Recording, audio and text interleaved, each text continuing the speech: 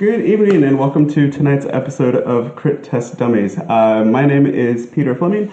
Just a quick introduction of myself because I had my mic off last episode. My name is Peter Fleming and I will be the DM for at least this part of this series. I've been playing D&D for a year consistently now, a little sparsely before that. So I'm one of the least experienced at this table and I'm trying to run it. Nothing can go wrong with that. So what this channel is, we are just a group of friends here in Berlin that we like telling stories and using role-playing games like Dungeons & Dragons to tell stories. And so we're sharing them here.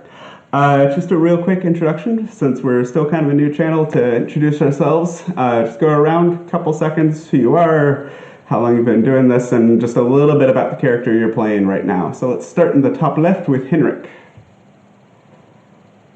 All right, hello everyone. My name is Henrik. I've been playing Dungeons & Dragons for about 2 years now, on and off. And I am currently playing Delanor Uleth, who is an elven paladin. Nice. And then we have Santiago. Hello everyone, I'm Santiago from Brazil. I've been playing D&D for around 14 years. Of course, I had long hiatus in between. I've been playing Delanor Uleth, Del brother, and yeah, I'm a cleric of Corellon. That's it. And Deuce. Hey, I'm Dutz. I've been playing D&D for also about 15 years, I don't know. And I'm playing Kemar, a warlock, and half-elf. Okay. And Patrick. Hi, I'm Patrick. I am playing D&D for 1.5 to 2 years as well, so not so long. And I'm playing the Water Genasi coastal druid, who's also a sculptor, who's also a surfer. Nice. So that's us. Just real quickly, we had a special one-off Owlbear episode last Wednesday. And I forgot at the end of that to give a big thank you to the artist Gogots, Gogots, on DeviantArt. He's the guy that drew all the amazing maps that we were using during that. So if you like those, check him out on DeviantArt. He's really cool, easy to work with. Woohoo! So yeah, that brings us to tonight. Tonight we are doing part 1 of 2 of an adventure written by R.P. Davis, available on dmsguild.com, called Lair of the Frog King. Like last week's episode, this one is really designed for first-time players, first-time tables. There's a lot of detail about, hey, if the players do this, go here, or here, or here. So it's a really easy tables first D&D session. So yeah, that's what we'll be doing today. The way that we're running this, we are trying to kind of connect all of these little one-shots together in a loose sort of story. So just a quick reminder of the last episode, Escape from Wayloon. Our two brothers, Delanor and Belanor, along with our Genasi friend Zane, awoke to find themselves imprisoned in the kind of penal community of Wayloon, falsely accused of worship of Shar, among other minor issues. They met up with the half-elf Kamar that was there for his own reasons, and while they were there, they kind of unraveled this mystery around a Duragar that was stealing people's memories and was being controlled by an intellect devourer. As they unraveled this and uncovered this and used it to kind of parlay for their freedom, as they were leaving, 3 of them, Delanor, Belanor, and Zane, heard a voice in their heads. It simply said, "Well done. You have potential. We'll be in touch. In moonlight. Until then." Kamar heard a very different voice in his head that simply said, "Good work. Now about that debt." That brings us to where we are today. We are now moving forward from this a few weeks after your adventures, more or less returning to your normal lives that you had before that. Belanor, as you wake up one morning in your family's estate, you find a message that looks like it's simply been set by your nightstand. that is, I'm going to share. That looks like this. If I can get this to work properly. Go technology. Woohoo! There it is. Can you read that for us, please? Sure. Choosing of Corellon and Naralis. You're needed. There's a cursed artifact that seems to have surfaced in the swamps near the North Feuding. Would like you to recover it and keep it safe. Bring your brother. We will arrange additional support for you as well. Meet them at the Bog Tavern in 2 days. Sign in Moonlight. Mm-hmm.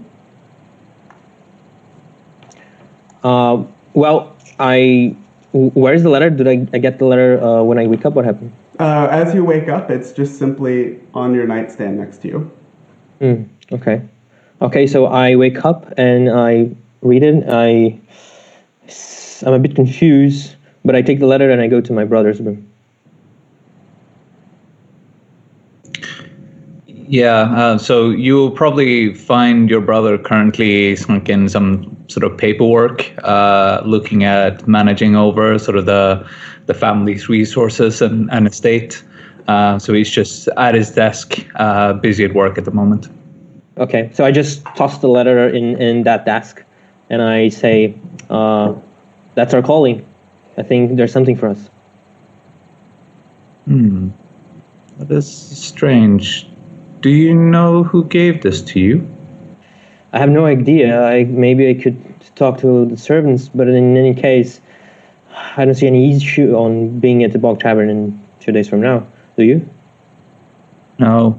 And it seems that at the moment we are serving a greater cause of some sort. Let's follow these instructions and see where they take us. Okay. Yeah, definitely. If we are together, things will be all right. Okay. I'm sure of it. And I'll get up and I'll start probably getting out my armor and my sort of weaponry that I have ready, available, very close to where he's sleeping, actually. Sort of almost always ready for action. Okay. So as you make your preparations and start heading to the small town of North Felding, which is in kind of a woody, marshy area north of Suzail, we are going to move to Zane. That same morning, Zane, you head to your workshop, begin work for the day, and just see laying on one of your workshop tables your own note. That looks like this. How curious. If you could read that for us.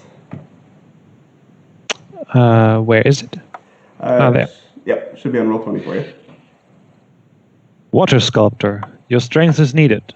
Your new friends could use some aid in the town of North Felding. Meet them at the Bog Tavern in 2 days' time. Signed, The Moonlight. In Moonlight. That rings a bell.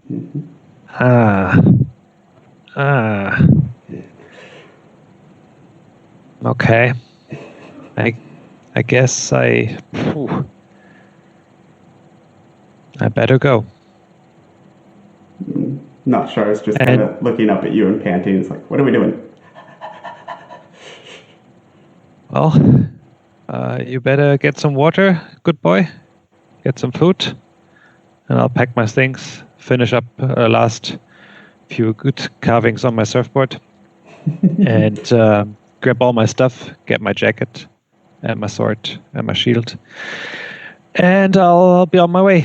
And I leave a note for my mother saying, don't wait up. Be back in a week or so.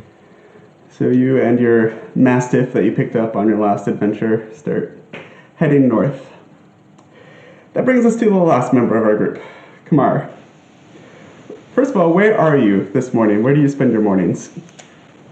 I don't have usually a real home. I'm switching places a lot. So I would imagine maybe I'm in a inn, sleeping there, waiting for new new missions from either my organization or my patron. And yeah, and enjoying life so far. Speaking of, as you're waking up into your locked room, the door opens, and a half-elf gentleman, handsome, long black hair, strange red eyes, walks in. Good morning, Kumar. Who are you? He just gives you a look like, really? You have to ask. Okay, sorry. It's time to start repaying our debt. North Felding, the Bog Tavern, 2 days. Oh, and while you're there, heard a rumor there's Bullywog Mud. Might have some interesting properties. Pick some up for me, please. And he doesn't even wait for an answer. He just turns around and walks right back out the door. Just grabbing my head, it's like, phew. That's fun, I guess. And I would think about where this tavern might be, like if I remember where it is, picking up my stuff, putting on my disguise, and leave the room. Okay. And it's not hard to figure out where it is. North Felding's, it's not a major town, but it's on a kind of major road to the north of Suzeo. Most people have passed it. So it's really easy to find. So the four of you, on your separate prompts, make your way toward North Felding.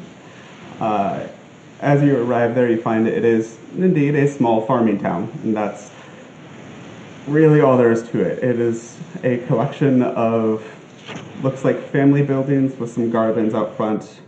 The largest building is in kind of the center, and it is this tavern that has just a sign over it that says The Bog out front.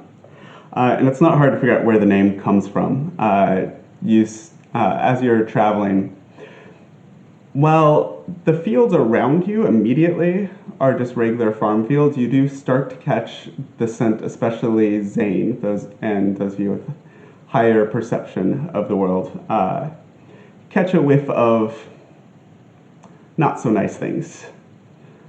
Swamplands, decay. Not necessarily bad, but a swamp. So you get the sense that there's some sort of marsh or swamp fairly nearby. So, on your own separate occasions, you get to this tavern.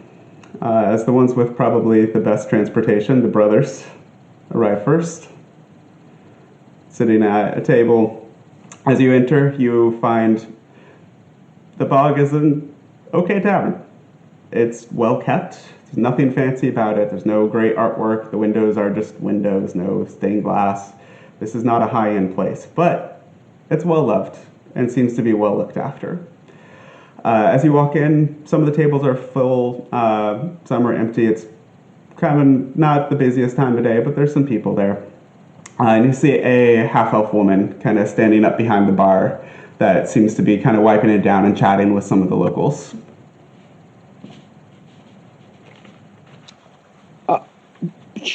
I just get in and then I look for a table. There are some. Oh yeah, about half the tables are open still. I just gently nod to this barkeeper and go for one of those tables. Okay, yeah, and she gives you a nod back and pretty quickly wanders over. It's like, I haven't seen you around here before. What can I get for you? Yeah, we are pretty new. So for now, we just want to, I think, 2 ales, please. You got it. She wanders off, comes back about a minute later with 2 ales, sets them down. It's 4 copper for the 2 ales, just whenever you're ready. And yeah, that's all right, yeah. And then I go to my brother, what now? We just wait? Well, I assume that there will be some sort of sign for us. Perhaps when you get the chance, ask the barkeep. It is possible. She might have some message for us, but we should be patient. Okay, so let's take our time and we'll look around. Ears sharp, yeah? And as you say ears sharp, you hear from a relatively close distance, but outside somewhere. Yeah, I quickly turn to the direction of the sound.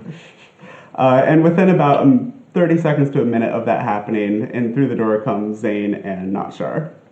Oh, My dudes! I just stand and I just like take 2 steps and kneel and kind of like reaches for the dog.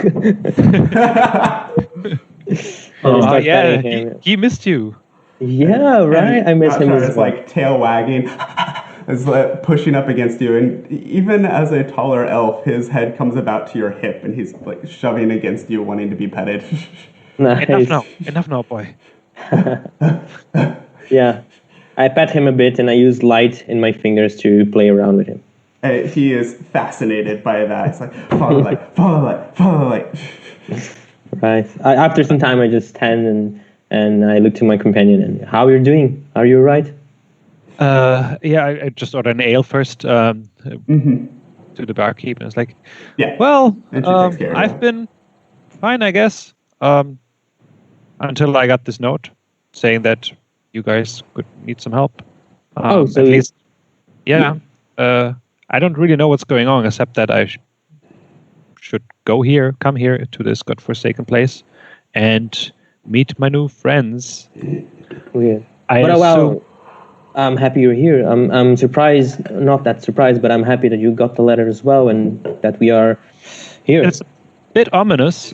So you saying you got a letter too? Yeah, I got a letter, and actually I take it from my purse and I show to you. I guess you got something similar. Our mutual friend, in Moonlight? Yeah, looks like. Should we join us in our table and then we are waiting? We're just like taking a look in the place and see if something happens. About this point in the conversation, the barkeep does come by and sets down an ale in front of you, Zane. Thank you. I bet 3 copper that in about 5 minutes that warlock is coming through the door. You're probably right. I'm no diviner, but I will not go against that bet. It's good to see you again, Zane, under better circumstances. yeah, I wish we wouldn't meet under these circumstances and just hang out for once. I mean, we're all from the same town. Could come by. But anyway. Yeah, I agree with you. Maybe one day. And about that time, as predicted, and through the door comes a very familiar-looking half-elf with short brown hair and leather armor.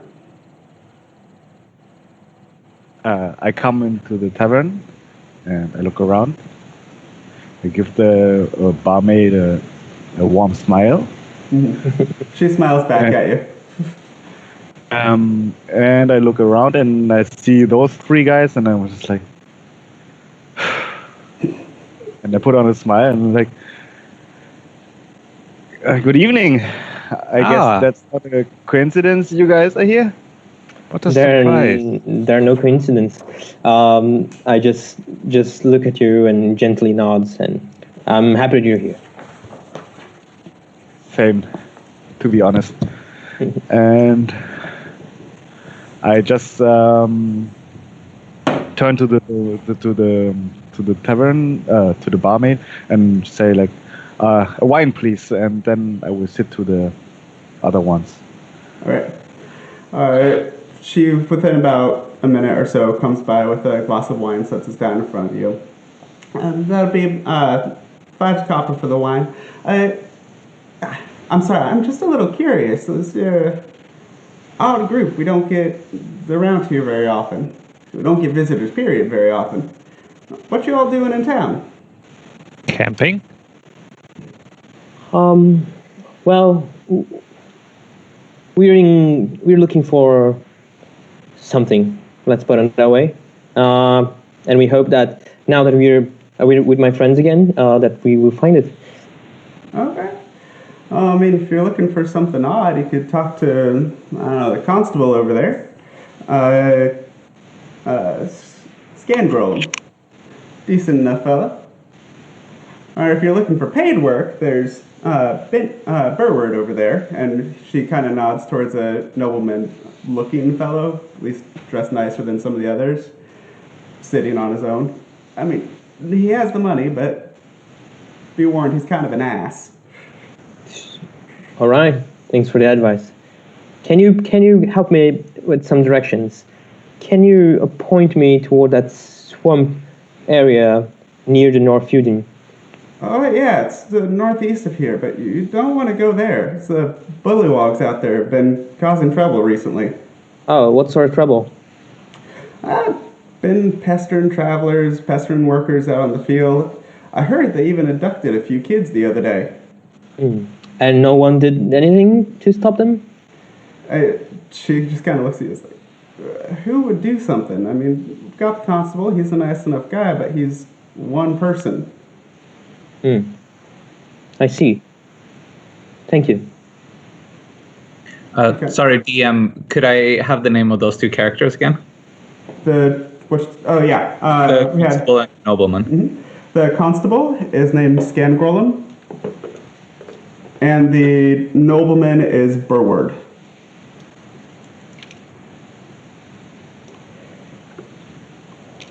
Okay, so as soon as she leaves, I just say to my friends, well, in my invitation, if I can say, it seems that there's a lost artifact that should be found in the swamp area that she mentioned. But I think it would be a nice opportunity to talk.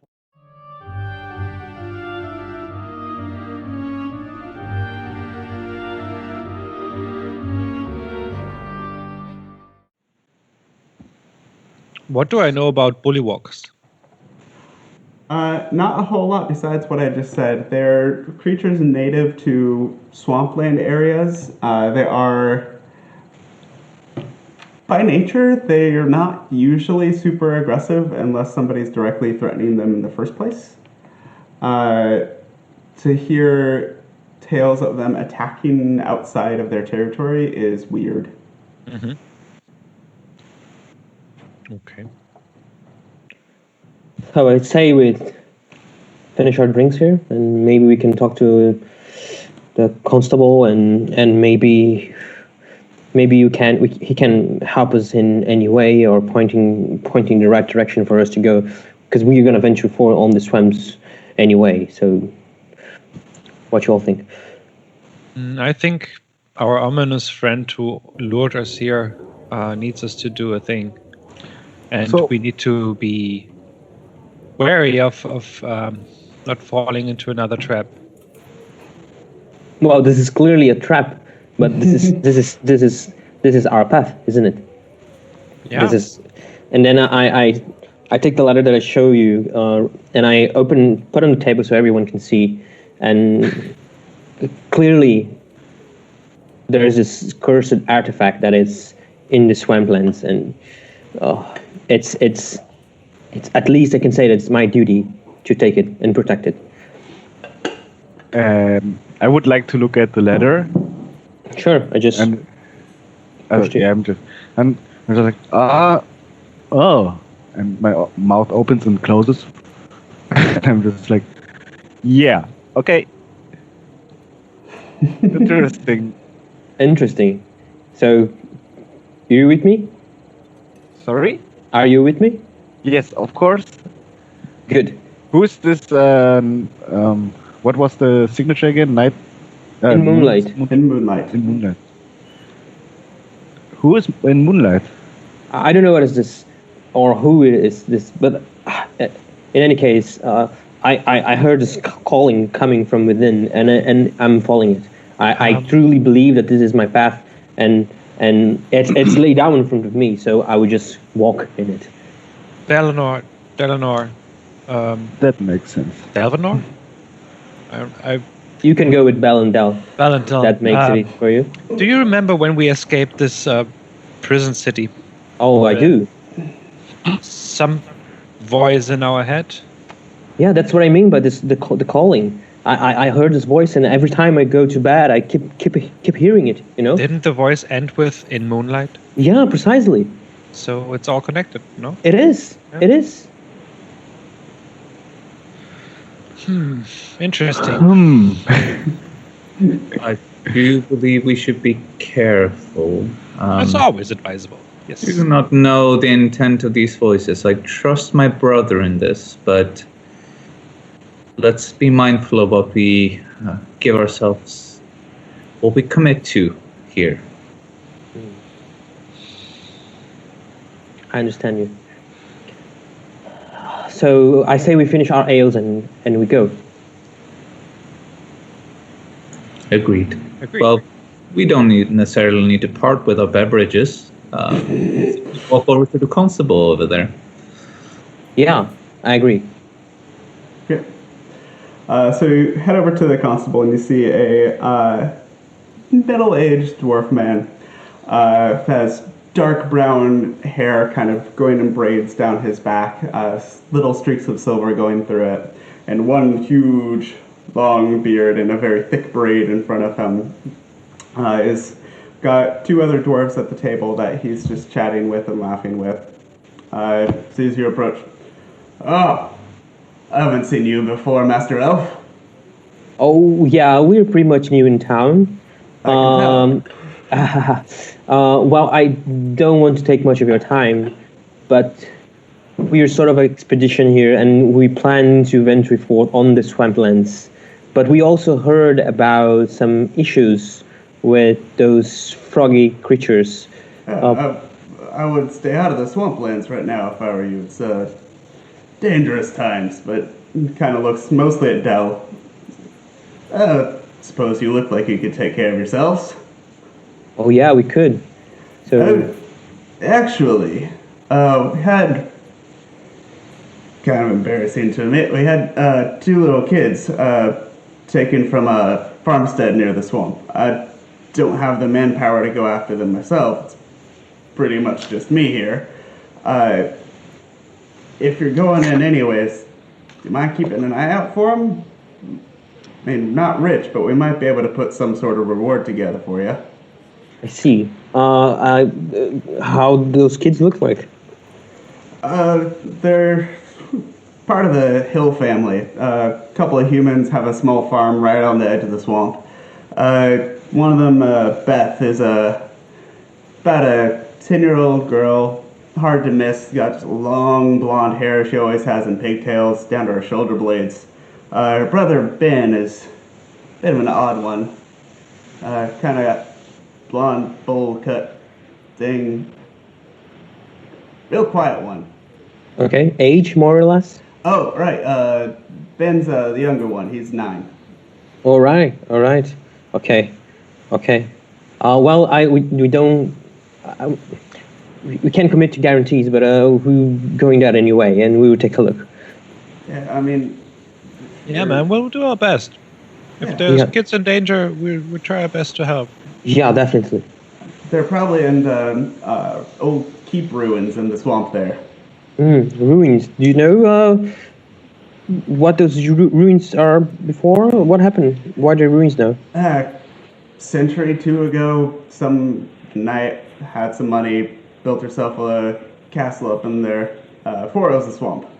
And once she passed, it was kind of, no one took care of it. The dam that they built for a moat backed up, and now there's a swamp. Oh, I see. Interesting. And when, do you know, are you noticing some sort of unusual activity in with the bullywugs? Yeah, there's activity with them. And that's, okay, but it's a new thing here in their area? Yeah. A couple weeks ago they started acting up. They've been there for a while, but I don't know what got into them recently. It's just weird. Okay. Understood. Have never been there any other incidences than the last weeks? A few people foraging or hunting near the swamp have had some run-ins, but mostly ran away before they could get hurt. Okay. Well, this looks like our adventure, so I say we go. Oh, good luck. Thanks. As you're leaving, Zane, with your passive perception, you hear them, a few of them, start making bets on whether or not you're going to come back. I'm gonna turn around and put 5 silver on us coming back. He kind of turns to the people as to, told you I should have been quieter. Yeah. Yeah, when I see Zane coming back, I just look at him and nod and say thank you. They haven't seen us yet. So are you all safe and sound? Do you need anything else for our journey? Do you guys think we should check on with this nobleman on his perspective? Yes. What was his name? Birdward.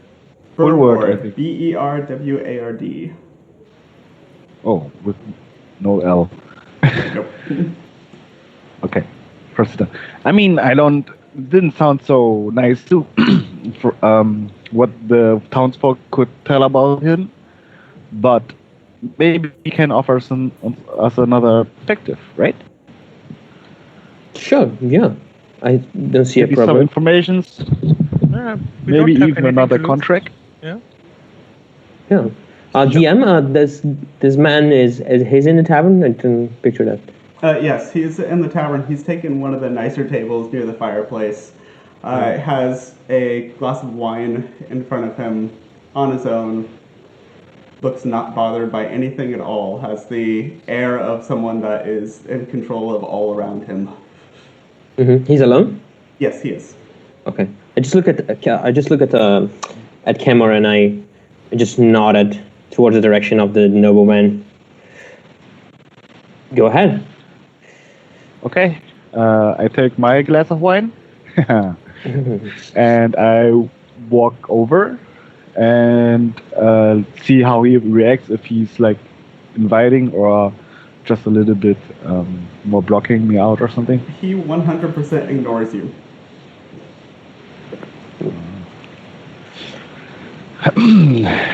Good evening. Are you sitting down at the table or are you just talking to him?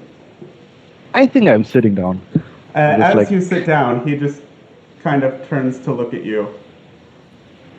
Can I help you? Maybe I can help you. And he just kind of looks you over really quick. I sincerely doubt that. So, it's just guessing, But I heard you have interest in the swamplands? Is that right? Yes. My family has owned land here for many generations, including, there's a family rumor that the keep back there used to be ours as well. Sadly, I don't have the manpower to go and reclaim it at the moment, but still, we own a keep. I understand. So you have an interest to get control back from this keep, right? Well, naturally, it is ours.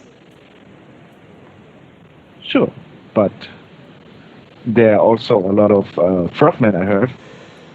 Yes, they are a nuisance. So, are you proposing that you can take care of them?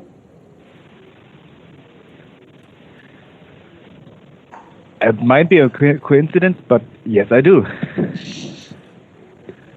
And he just kind of, again, looks you over. Well, this should at the very least be amusing. Fine then. For us too, I guess. You come back with proof that you've taken care of them, and we can talk about a reward for you. What about you offer us a little bit of monetary support for a better chance of success? And then we can also talk about something more solid, number-wise. Make a persuasion check, please. Hey, oh, where is it? +3 only? 6. That's a 6, guys. Yep. He just looks at you. You have no weapons. You have kind of beat up armor, leather armor on right now. Sir, I have no idea who you are. You just came down and sat here. If you can take care of them, we can talk then, but I'm certainly not going to waste resources on you. I would just like. Can I just if I'm hearing this, I suppose. Yeah, I would imagine So you're probably eavesdropping. I just like rest my hand on Cameron's shoulder and I just go, let's not stress our relationship here in the city. Let's just go. I think we have our contract already. And he just looks at this very well-dressed high elf that comes up to this kind of shabby-looking half elf. Are you two together? Yeah, we are together. This way? You mean? Oh yeah, we are together. And I just like nod at him and I kind of like backpedal and pull my friend. You're slightly more interesting. And just ignores you again as soon as you're not actually at the table anymore. Yep. I sigh. And I leave like a little bit like a beaten dog. Don't worry, Kamar. It's sometimes it's stressful to parley with those nobos, and I have years and years doing that. But I think we have enough. Sure. And he will regret his words soon enough. Yes. Usually it's more of a matter of building a bit of credibility, and we are unknown names in this village. So be patient. So, did I hear that correctly? Is his keep? He at least claims that it is. But I think. Sorry. Was it a thing? In-game question? In game, yeah. I was asking you, Kimar. That's what he says, but we don't have proof of it. But I'm pretty sure we can. We'll find evidence as we are inside the rooms. Okay. I mean, he has to have some documentary about this, right? What's his surname? Do you remember? No, he was not really talking too much. But maybe we can figure it out with the innkeeper, and then we can, look for the clues that if it's his family actually owns the keep or not. Yeah. Yeah. So I actually after saying this, I go to the bar counter, and I just kind of leans over and I make a sign so that the barmaid or whoever is there to approach. The halfling woman comes up to you and kind of leaning on the bar, you see that she actually has kind of a step that's built behind the bar, so she's actually at eye level with customers as she walks along. Yeah.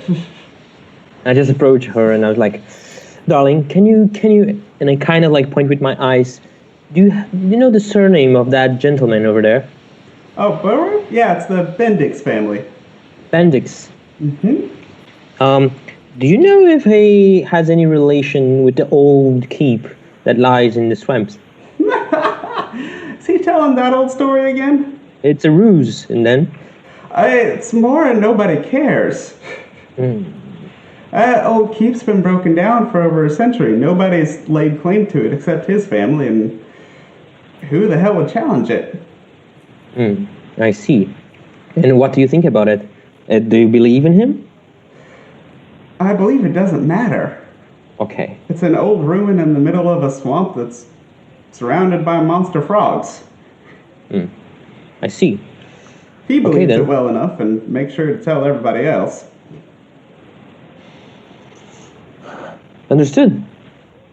Because he was so certain of himself that, but I believe that's what he does, right? That is one way to describe the Bendixes, is certain of themselves.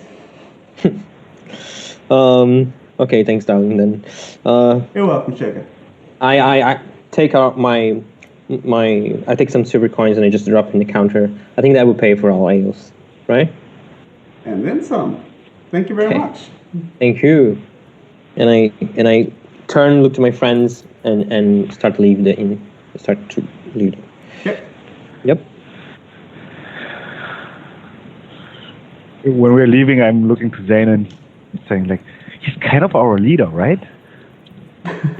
It would appear so. He's good with people. He's an excellent leader.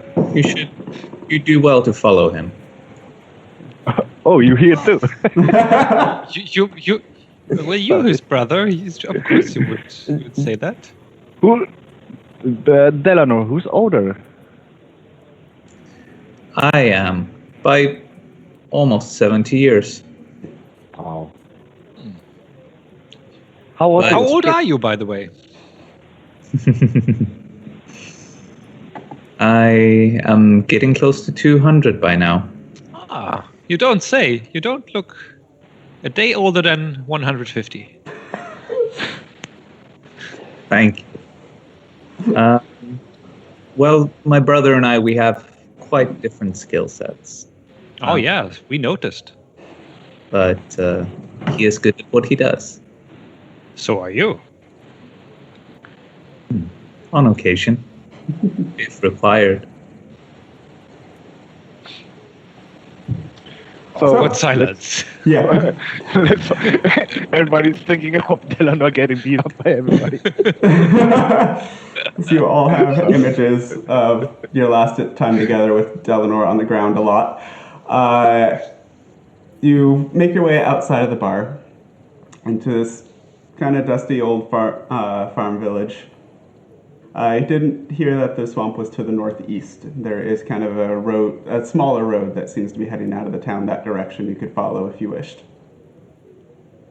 Yeah, Okay.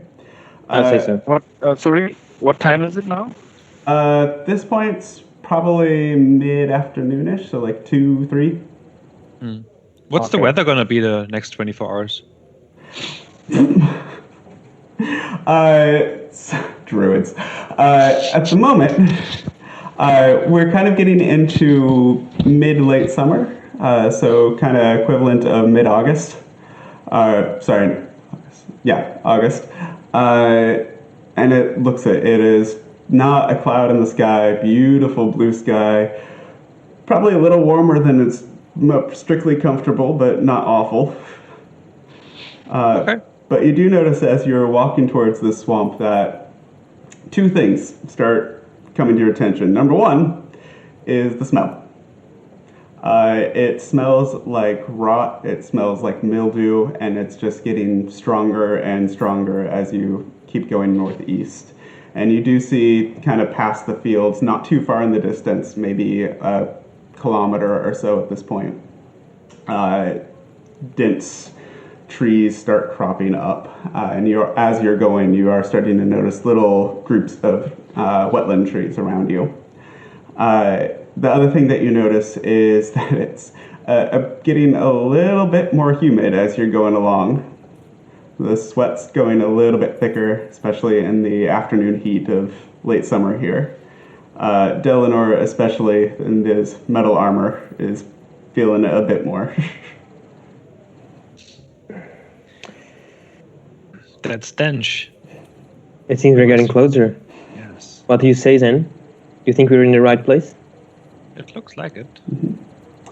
And as you continue traveling, Is it cloudy now? Right now? no, there is not a cloud anywhere. Okay, so I'm putting up my hood then. Yeah. So as you're walking along, it's about an hour's walk till you get to kind of the edge of this swampland. And the trail that you're on sort of fades into grass, but you do see in front of you, as the trees are getting thicker, a kind of path through the trees forms. That is the clear this way into the swamp. Yeah. Looking around a little bit, if you wanted to look for other paths, you very quickly find that the ground becomes too muddy, too wet, and in some places just is water to try and walk through it. So this path forward. As you enter the swamp, the trees start closing in around you. Path becomes a little bit narrower. The stench becomes a little bit worse. And you think for a moment, as you first enter, it feels kind of nice because you're in the shade and the trees are kind of covering you from the sun for the first time in about an hour.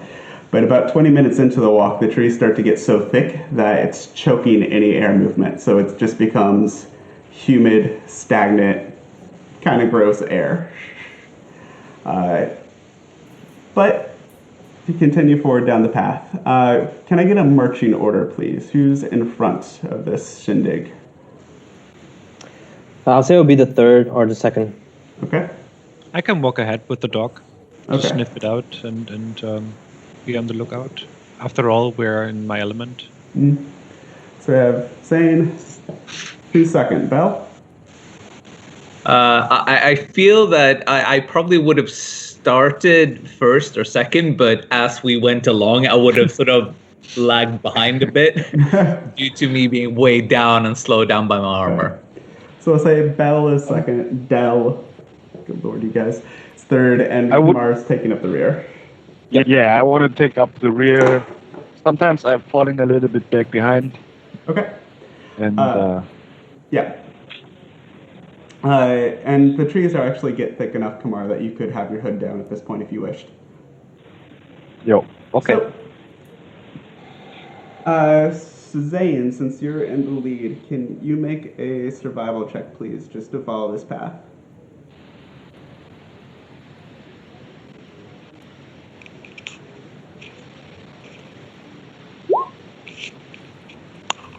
So 22, right.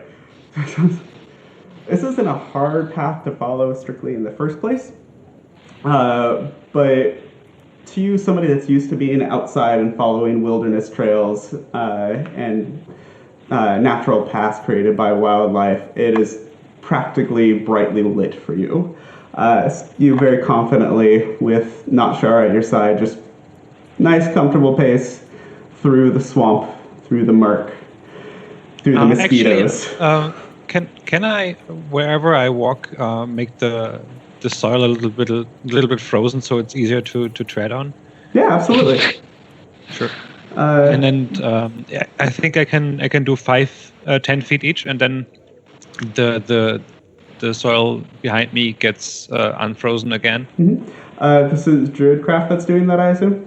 That's shape water. Oh, right. So, as you're walking along, your water genasi friend makes the path a little easier for you by kind of freezing the water in the soil as you pass, making it a little bit more solid footing for you. That's handy. So after an hour of this, and you get to kind of an open clearing. It's less clearing such that it's an open meadow with flowers, just a larger patch of reasonably dry land. And as you come to this, you see 3 paths. The first one heading to the left. You have one going straight forward down the middle, and one heading off to the right. What now? Zane? I look at the dog. What now, dog? Can he make out some tracks? Sure. Make a survival check for the dog. Okay. What could go wrong? Nothing. Nothing could go wrong.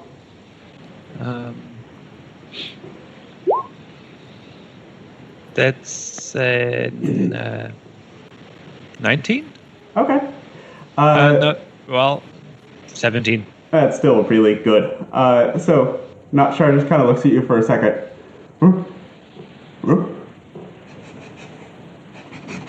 And puts his nose to the ground and starts sniffing around a little bit and kind of goes to the path on the right. You get the sense that he senses something there, but he's a little bit less sure about it. It's unfamiliar. I'm not sure about following the feelings of a dog, but saying I trust in you. Dogs have a much more sensitive nose than we do, and this makes it a better than 50-50 chance. So I would follow the dog and see where it leads us, or his nose leads us to. As he's sniffing out the right path, he's kind of a little unsure about it, so he backs up and starts heading towards the middle path and just goes, sniffs, and just continues right on by the middle path without really stopping. Kamar? Does not sure know what we are looking for, or what by that means what he's looking for? No, I don't think Good. so. I think But we pick up a trail and we're instinct. following it. Yeah. And then Not Sure goes over to the left path and kind of sniffs at it.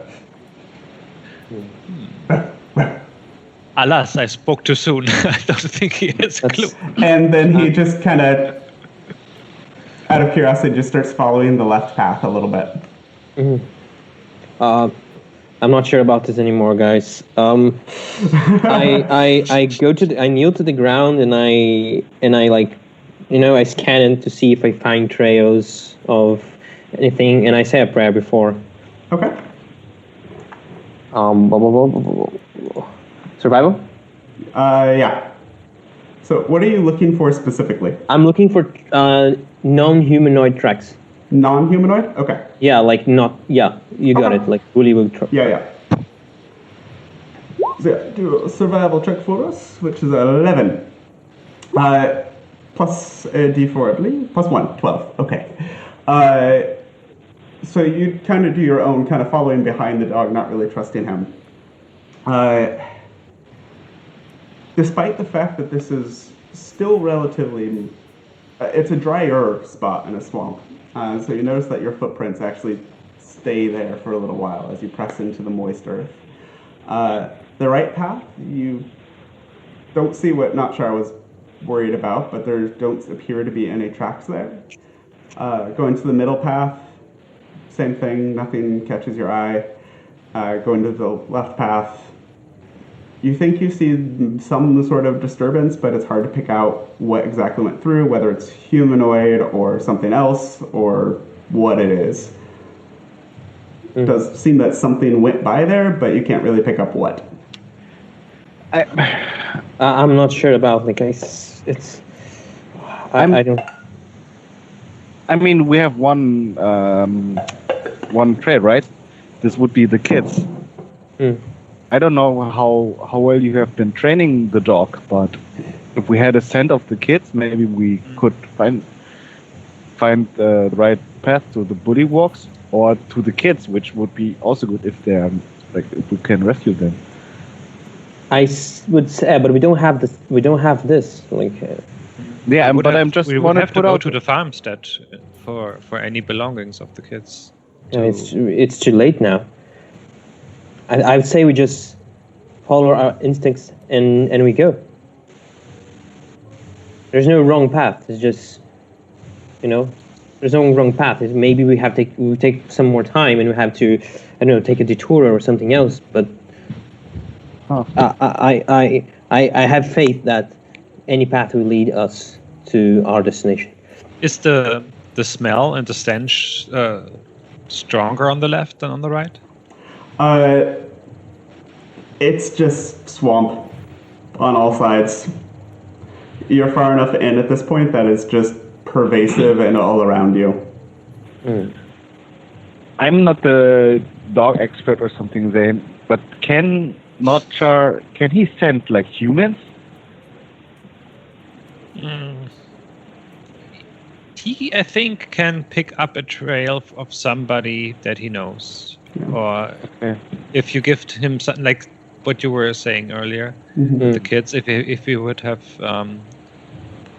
a piece of clothing from them, he could find the trail, but just randomly.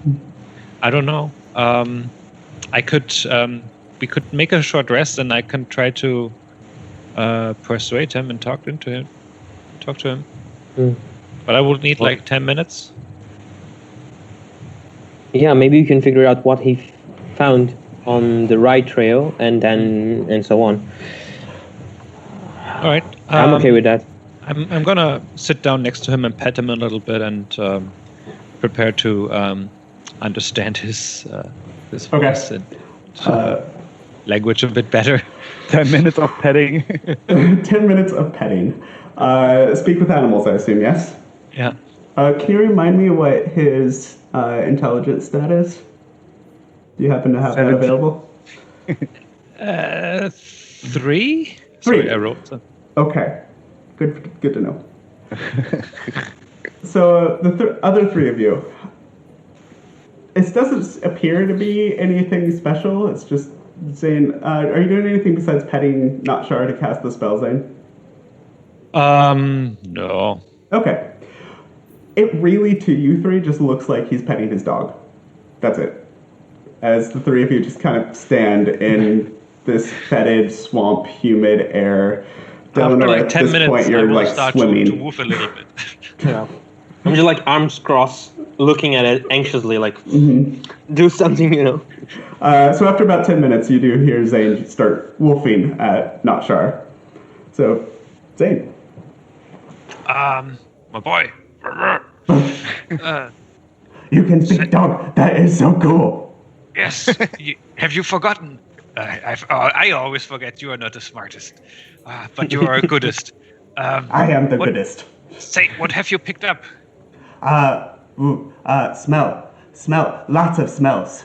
It smelled bad. But, and he kind of looks at the three paths again and wanders over to the right one again.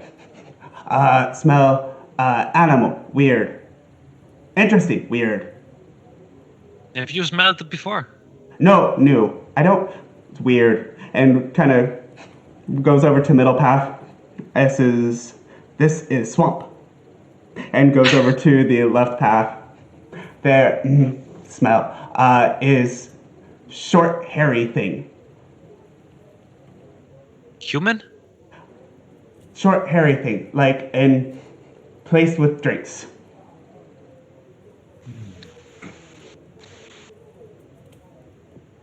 Okay. I got you. And he goes back over to you again.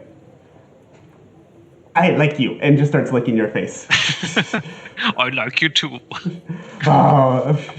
I give him a berry Oh. and some jerky. You've been a good boy. Jerky. And The three come of you to me have and it's just been barking and weird wolves and barks and back and forth between these two. all right. So I had a very interesting conversation with my boy. It seemed like. He's saying that to our right there's some animalistic smell that he has never experienced before, and there might be humanoid creatures on the path to our left. Maybe those humanoid creatures are the kids? That one he couldn't. He couldn't make out, but he said it's not unlike what he smelled in the tavern. So I would suppose that either the kids are there, or more than the kids, or at least something humanoid. I think we can start with the left path then, and I do maybe agree. Yeah. Okay. Yes, let's do it. I agree. Okay. Just realized I still have the bar sounds playing in the background. The tavern has been following you through the swamp.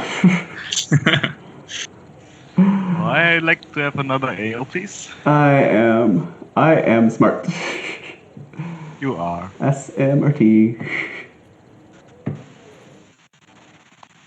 Now I know how the English version goes.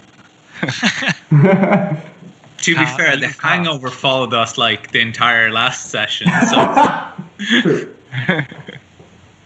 There we go. We are learning. That's And a with little we, bit I more mean Peter. swamp. Thanks. That's a little more swamp appropriate. Okay, so as the memories of the tavern slowly start to finally fade, you walk down the left path, and looks exactly like the path you were coming down. It's a narrow, tree-covered, tree-lined path. It comes to about half an hour down this path. And Zane, partially because you're in front and partially because your ears and eyes are so good, you just start hearing very faintly at first and then growing louder as you get closer.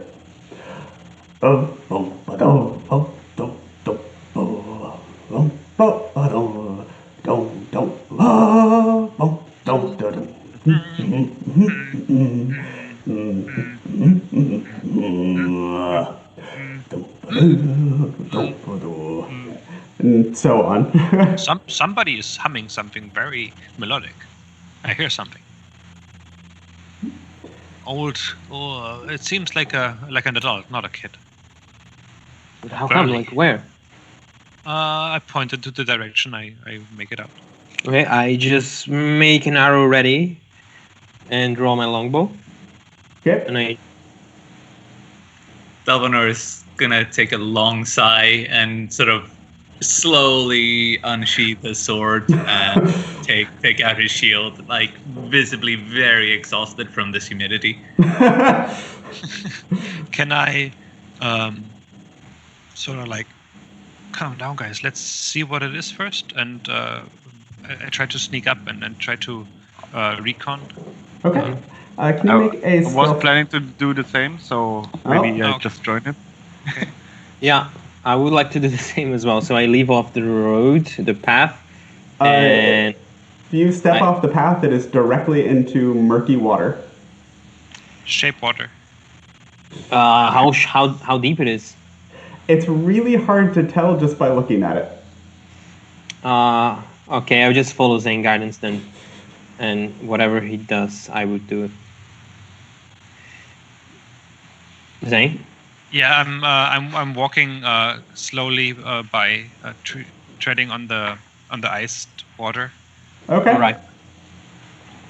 So as you're off the path here a little bit and coming around, you see ahead of you, there seems to be some sort of firelight. And as you get closer, there is a dwarf that's sitting on some, looks to be like animal hides, just next to the fire, kind of humming to himself as he has something, seems to be roasting over it. Can you make a stealth check for me, please?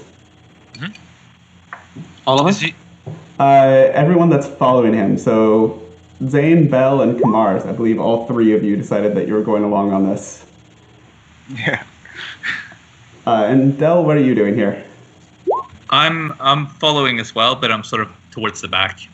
Okay, can I have you make a stealth check as well then? Right. Am I with disadvantage? If you have heavy armor, yes. Otherwise, no. medium 2, huh? I would say on the armor itself. 10. Okay. Yes, with disadvantage. Okay, yay for stealth with disadvantage.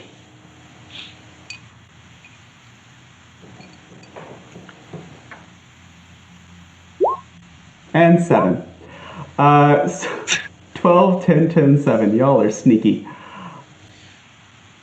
So as you're going along here, Del, you're in the back, so you're also the furthest away from Zane. And as you're going along, the ice spell that Zane's been using to kind of freeze the water under you, you're at the back, so you're also where it's weakest. And you in your heavy armor, you just hear a crack, and your back foot just through the water and makes a giant splash. And dwarf, hey! Who's out there? Can I Grabs cast a the spell? short sword that's near him. Yeah, sure, go for it. I'd like to charm person.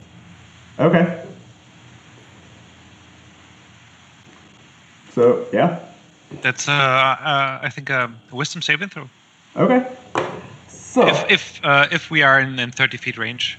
by the point that happens, you probably are, but you're also out in a very dark part of the swamp, being back off of the path here, and he's been staring at a fire for this whole time. So we'll say that you can get at least that close. And he fails the save with a 1. Hello. Hi! Howdy. What? Why are you up there? Come over here where it's dry. Yeah, we were about to ask you to share this fireplace with us.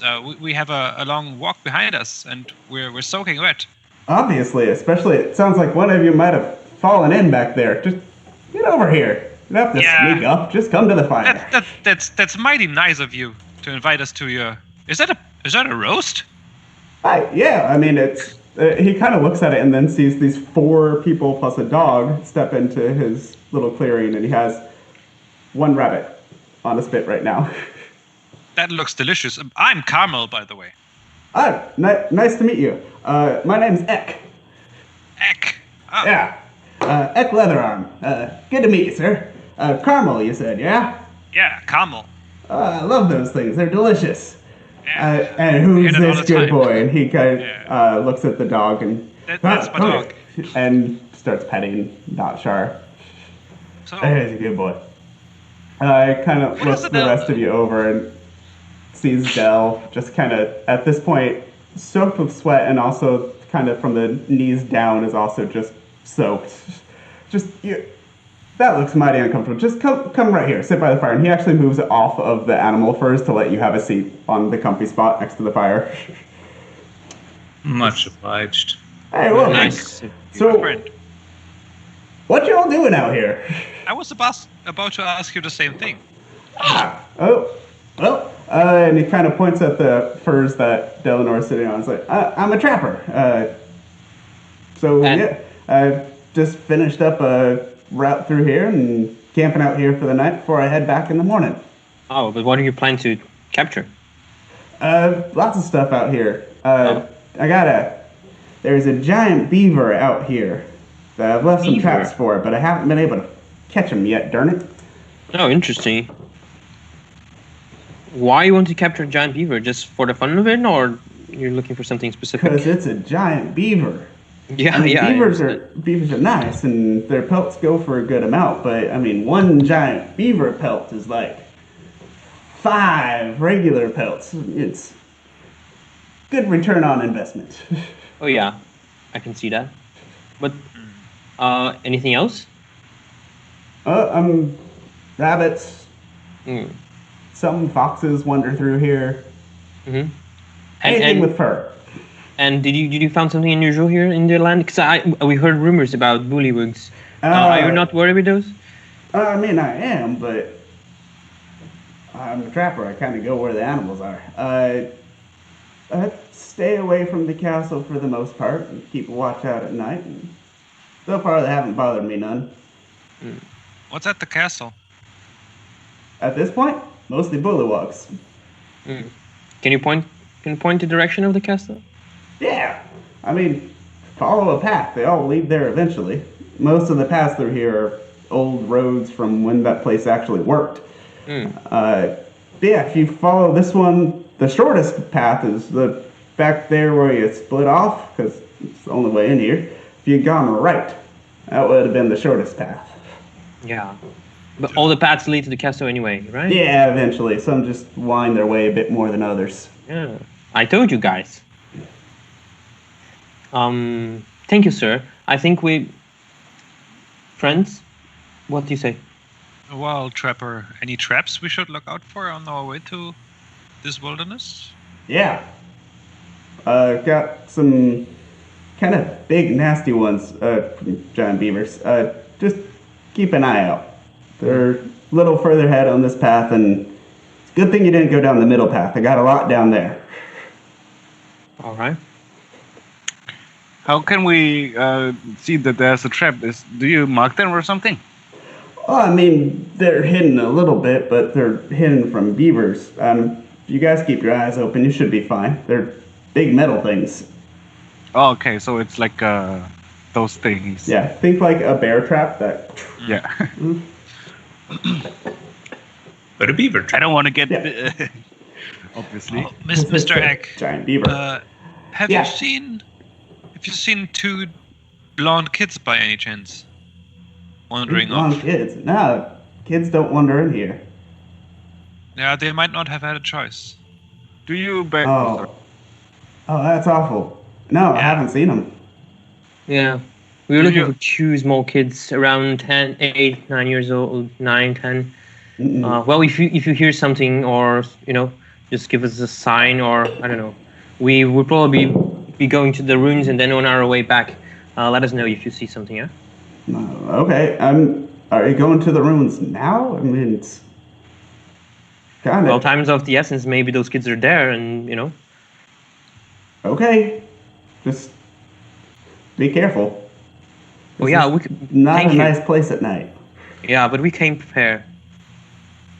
Kind of looks at your skinny self and Zane, hippie, and Kamar that has no visible weapons. Then looks at Delanor, who is absolutely soaked with sweat and not dressed for a swamp in any way, shape, or form. I'll take your word for it. Oh yeah. And he kind of digs through his bag a little bit and pulls out some jerky that he had.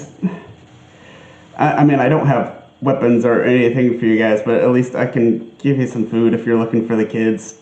Oh no, I don't think that's necessary. Keep that for you, or maybe you find the kids before us. So, I thank you, but it's not needed. I mean, We have rations.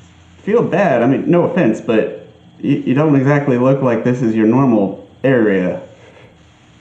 Don't worry, we're not alone. You're not seeing our fifth member. He just kind of counts 1, 2, 3, 4, and then looks at the dog. Well, our sixth member then. Does another count again. Sure. Well, anyways, you're welcome to dry off by the fire a bit longer, or you want to wait a little bit longer. The roast is almost done, and Notchar is like pointer dog at the roast right now. I think we're good. We occupied you long enough. It's my pleasure. It's not often I get to actually, talk to people on my job. Well, it was Yeah. a pleasure. Thanks for the information. Yeah. Chop Well, chop. I mean, I'm heading out in the morning, but if you need a place to crash that's relatively safe tonight, come on back. Okay, that's a good. Maybe thing. we might. Yeah, that's good. Thank you, sir. You're very welcome. I stand in and I think we can. Zane, do you think you should keep going further down that path, or do you want to come back and then take the right path? What do you say? Do we want to go to the keep directly? Is that our plan? Do we want to try to go to the keep? I think Yeah. Belena was right. We can also go back and take the right path, which is a shorter one. We don't know what is on the left path, or because I think if the kids were over there, our friend here, he would have spotted them. Yeah, so maybe we should go back and then turn All right. right. Are you having this conversation in front of Eck, by the way? Yeah. Okay. Why not? If you want to get to the keep the fastest, just at this point, just go down this path. Okay. It's gonna look like the path disappears after a bit, but you can kind of like jump from dry spot to dry spot and sort of kind of get there.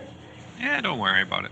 Yeah, I would say like if the kids were kidnapped, then they're probably with the bullywugs in the keep or somewhere else. So I think we should just rush to the keep. Wait, did those frog people take the kids? I don't know, but we heard rumors about their unusual activity, and I think things are connected. Yeah, I mean, if they took them over to the keep. Yeah. Let's go then. Then we should make haste. Okay. And with that, I turn to Del, and I touch you on your shoulders or like on your forearm. It's like, if you feel uncomfortable or sweaty, I can make you feel cooler and calmer a little bit, and I make the sweat nice and cool and like an air conditioning inside his armor. Oh, that sounds handy. That is the best use of control water ever. You'll see how Del's reaction is like first like, what are you doing touching me? But then Actually, like, this feels really kinda struggling nice. 'cause he's actually enjoying it a lot. And at the end of the day, he's just like not saying anything and starts walking towards the path again. By the way, Shane, Okay, guys, we should go before. Before it gets too dark, I agree with you. And you've walked a couple question? of hours by this point, so it is getting about 5 o'clock. Yeah, I think we should make haste, and then maybe we can return safe in town around, 9:10. Quick question. Do I know that Zane used magic on the dwarf? Probably, because Charm, I believe, has a vocal component. So It he would does. have had to do something audible, so you would have heard it. Okay. So, if we went a little bit further, I would ask Zane something like, Zane, do you think it was wise to use that magic on the dwarf? Probably not, but this way nobody died.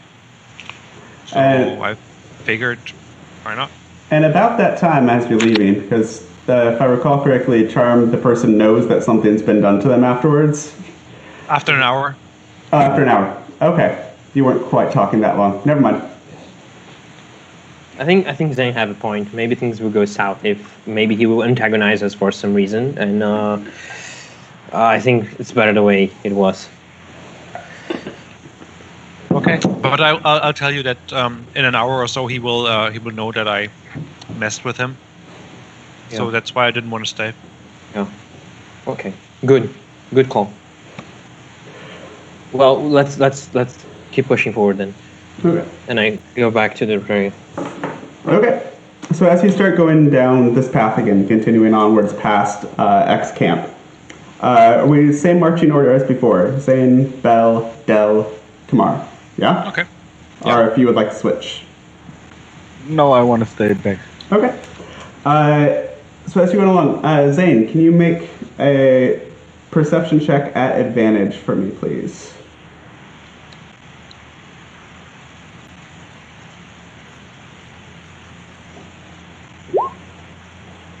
16. 16.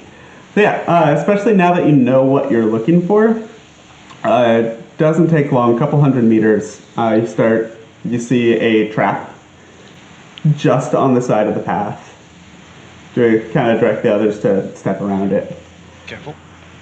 And as you're going on, you actually see 2 more of these traps going further on. But you manage to pass them by, no problem.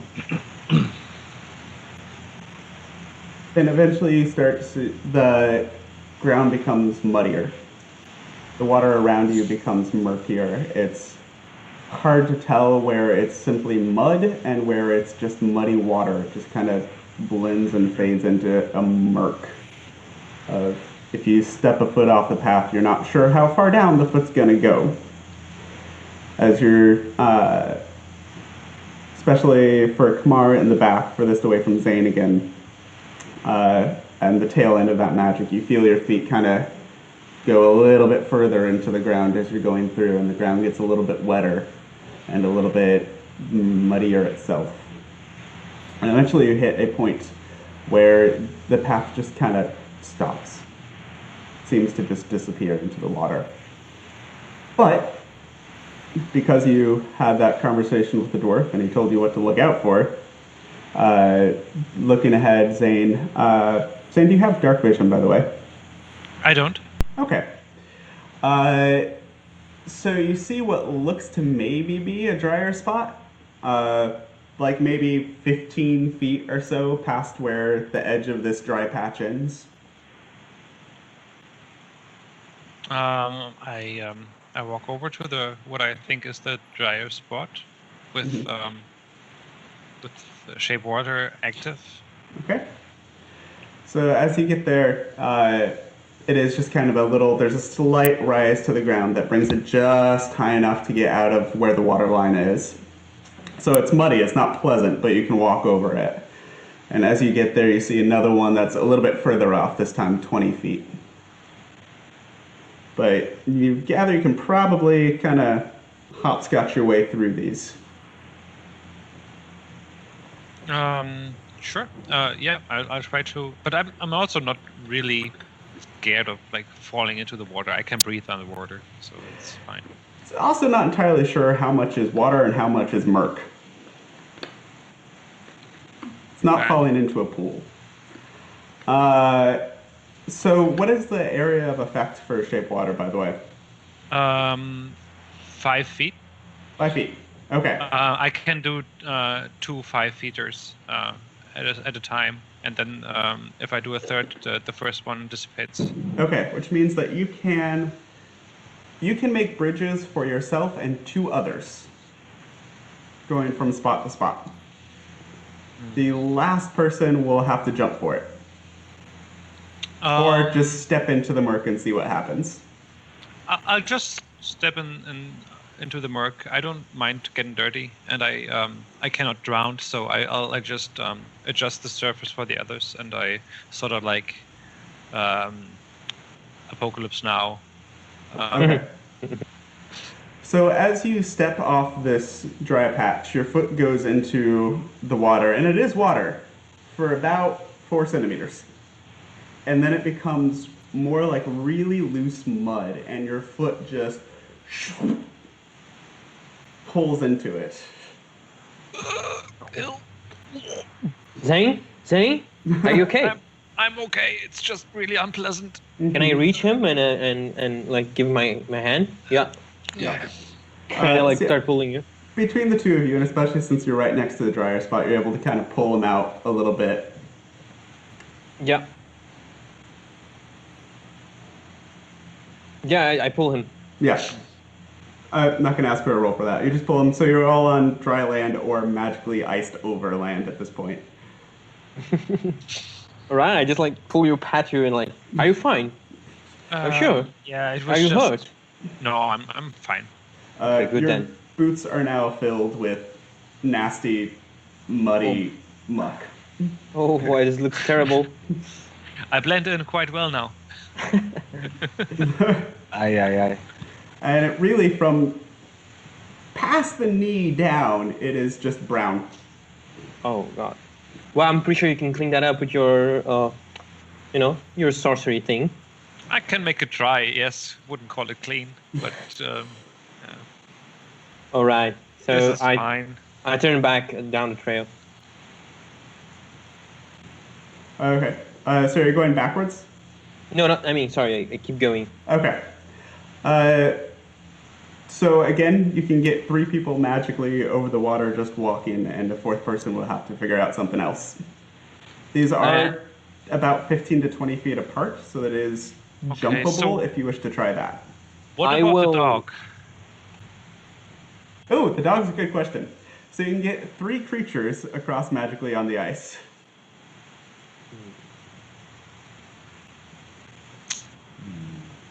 Well, I would say that. Hang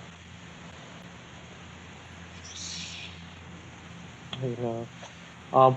Brother, do you think you can do the jump? Yes, I should be able to manage. Yeah, just don't off your armor and you can do that. Okay. I think our friend Kemar can do it as well. What do you think? Maybe we can make something out of rope, like Are there a lot of trees around? Yeah, there are trees everywhere. So and maybe there's almost no sunlight because the trees just overgrow everything. So what if we use this rope and I pull out my rope out of my backpack and knot it here around some trees? You take it with you, knot it around on the other side, and we try to climb over. We can also take one of those trees and just like make a improvised bridge. Is there a tree that looks like it's improvisable, bridgeable? No, there needs to be a bridge. Just like, like you just lay down the tree on the path, so we have something. So you're gonna cut down a tree? Yeah, I don't know. Like if there's a smaller tree or something. If it seems reasonable, if it's not, then we can just tie a rope, and then I don't know. It is a swamp. There are trees around you. There are half-rotted logs around you. You're not entirely sure how well those will hold up. I think we're overthinking. I look around and I just run and jump. Okay, make an athletics check for me, please. Yeah. And as I run, I kind of like close my eyes and I say a prayer to Cordelon, and bang. Okay. 14 plus a d4. 14. 18. You easily, with the kind of stereotypical elvish grace, it's almost ballet-like. You just leap, almost do like a splits in the air, lovely, beautiful. It looks off of a dancer stage, and land without a sound across on the next patch of dry land. As I land, I like take a deep breath because I am surprised. But then I recover my pride and look down to them, and I just, what are you waiting for? I'll follow. Okay, Delanor, make an athletics check for me as well, please. I'm supposed to be good at this.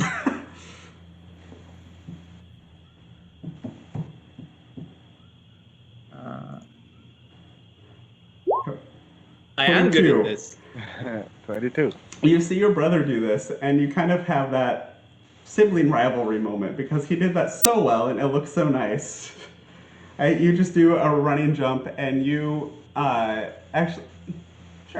So you jump, and you actually do a somersault in the air and just land perfect 3-point landing on the other side. Whoa. In armor. Not bad, dude.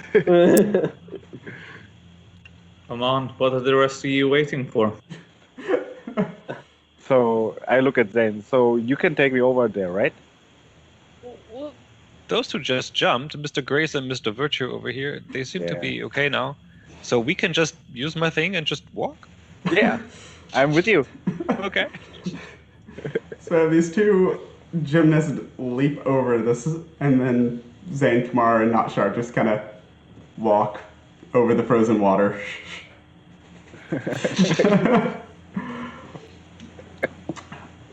Okay.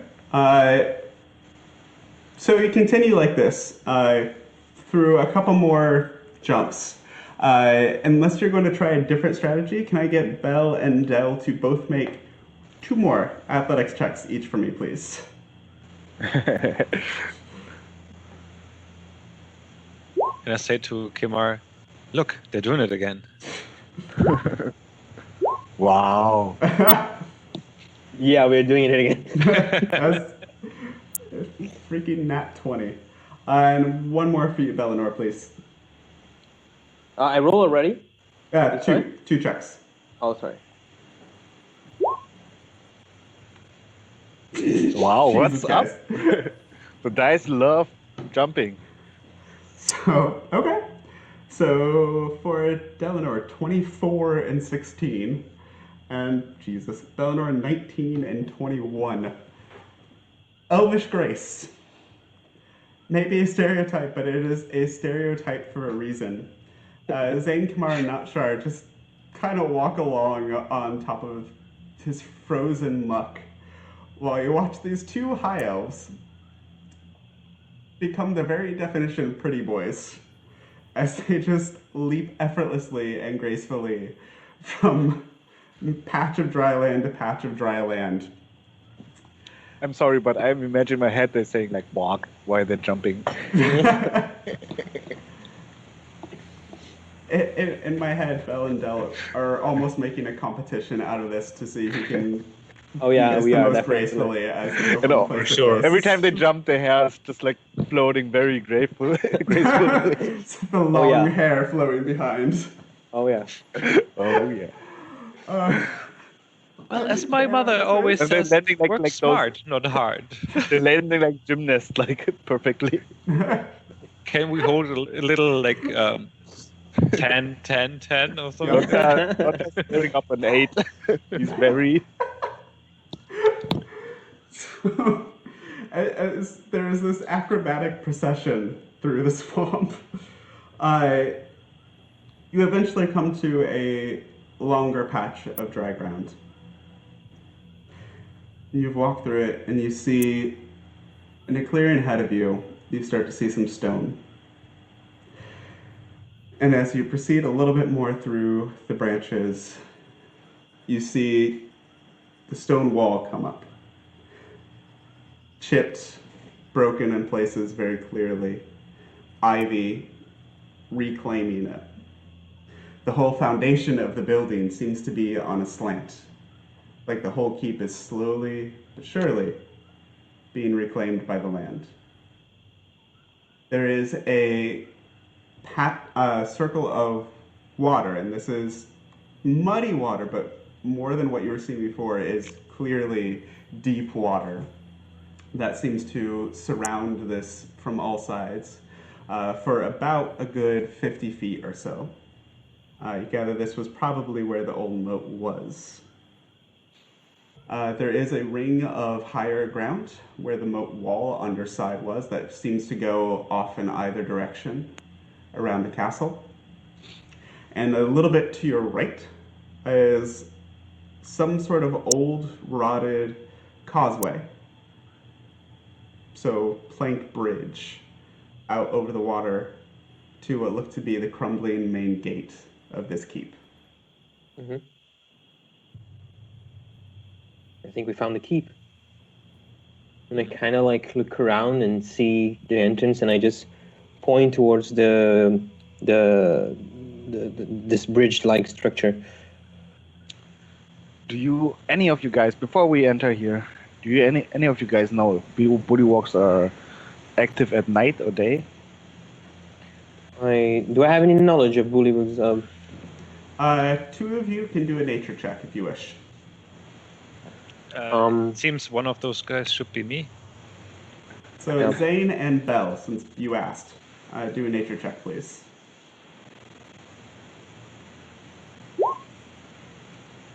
Must be a +1.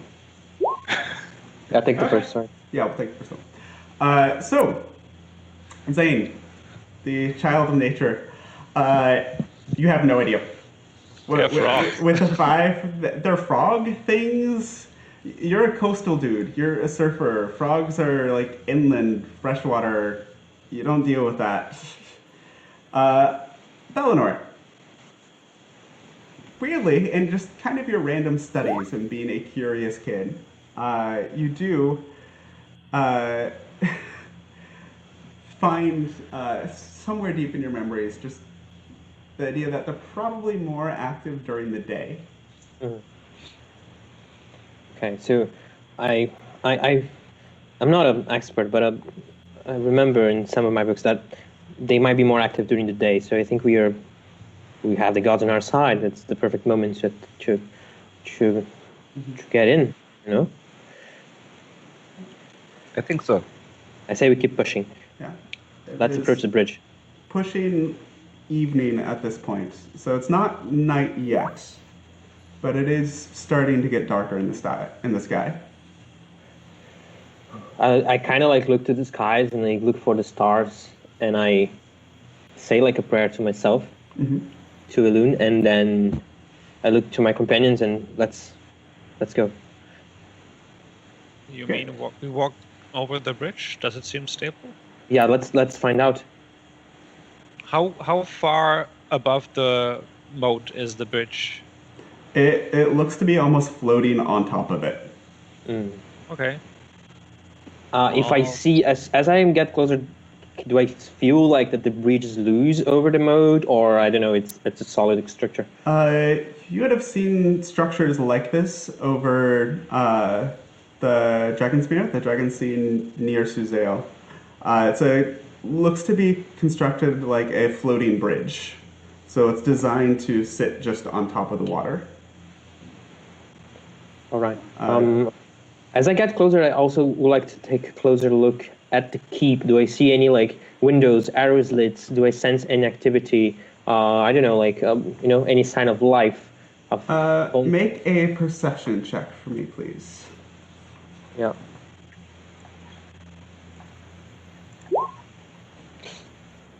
Seven. Okay. Nothing seems to catch your attention as far as movement-wise. There does appear to be, past the gate, there seems to be a keep that's kind of the main building. It's a little higher. There do seem to be what look like possible old arrow slits there, but a lot of them have ivy crawling up and through it. Place looks pretty empty. The bridge is stable. I think we should cross it. And I kind of like step it, further down, and I go slowly. Okay. Just so you have an idea of what you guys are seeing. Okay, that's good. And I need to change over here.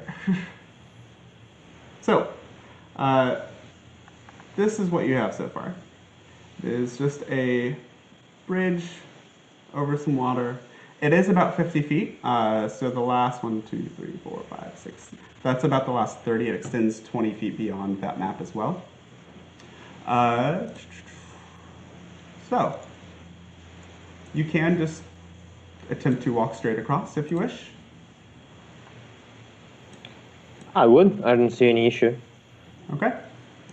But I kind of like waiting for a confirmation of my brother.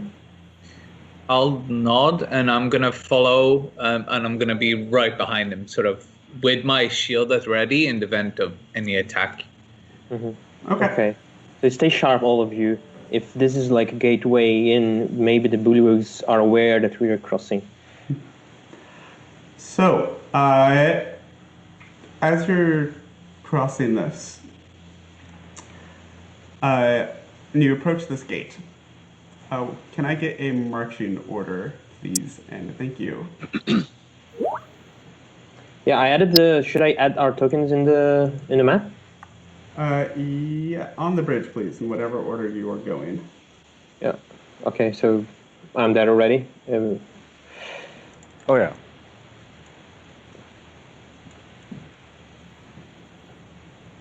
Whoops. I have a face now. I don't have the. Okay, we'll take a look at those tokens later. They should all be the faces like that.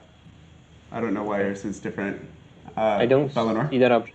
Yeah, I don't even see the option here on my character. Whoopsies. That was my fault in the setup. I will fix that before next time. Okay, it's okay. I'll be next to my brother. Can I have you guys single file, please? Yeah, I'm second, third. It's not that wide. And as you go and you start to try and go next to each other, this is old and rickety. Some of the barrels that are under this might have cracked or rotted at some point, so taken in water, so it doesn't quite float evenly. It's not comfortable being on the edge of this thing. All right. I could just do the ice thing again, but... For some of you. Now I'll just keep pressing. Okay. So, as you're coming up, Zane, Mr. 16 passive perception. Really? It's quite high, if I recall correctly. 15. 15. Still. You hear coming from just the other side of the gate. Just a little bit of shuffling and something moving against dry stone. Careful, I heard something. And I signal the others the direction in which I heard the thing.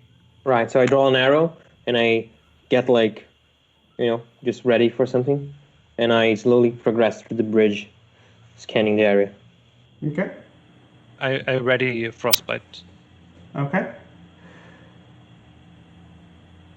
Nothing immediately visible. The gate is relatively small. It's only about 5 feet across. And appears to be open. Mostly actually just knocked off its hinges. It's kind of just hanging at a weird angle from the bottom hinge at this point, open and leaning against one of the walls.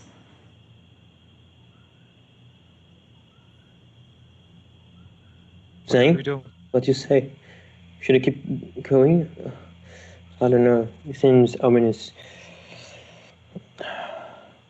I can try to do some recon and turn into a rat again. Look, I don't want to overthink. Like, we don't see any imminent threat. So keep going. Okay. Let's just keep walking slowly and not make any noise. Okay. Yeah, stealthily. Hold for just a second. So we're going to restart the stream here. Keep.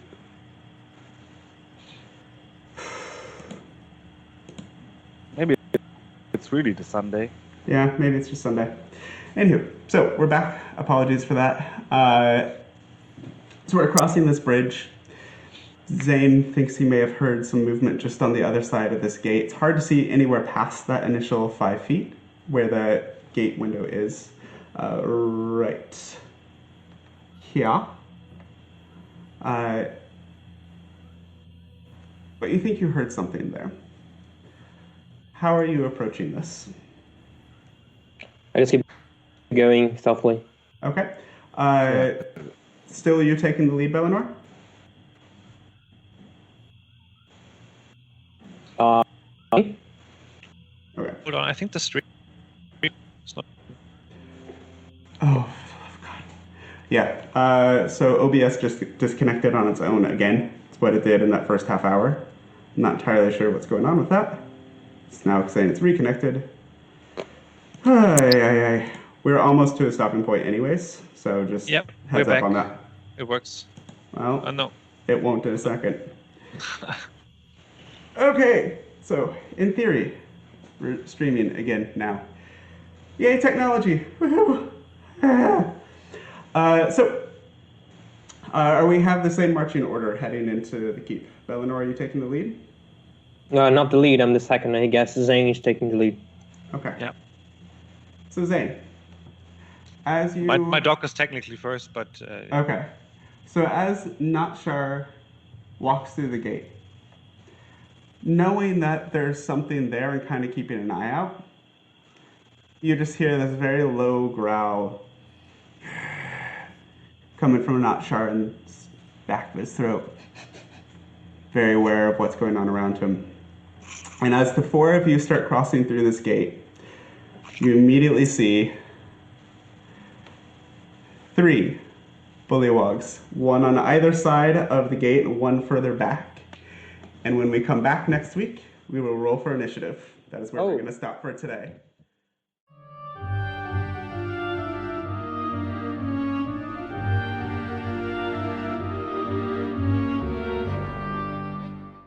That is where we left off. And that is where we're going to pick up now, right on that. And that is the first thing we're going to do today. I need you all to roll initiative, please. And thank you. While I adjust our music here. Roll already? Yep.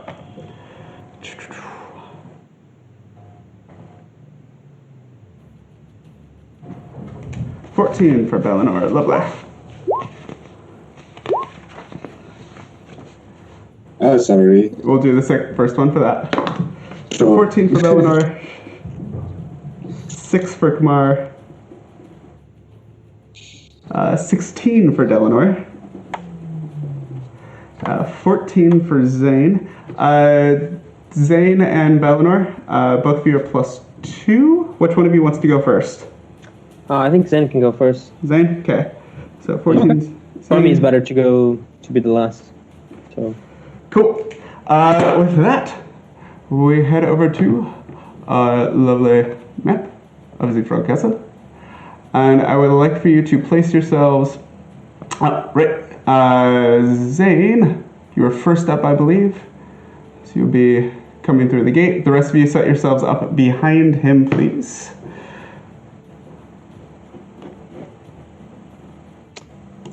There's an elf in the water.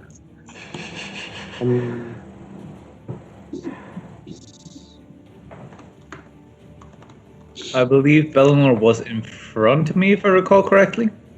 Sure. You want to be in the back, yeah. I remember this.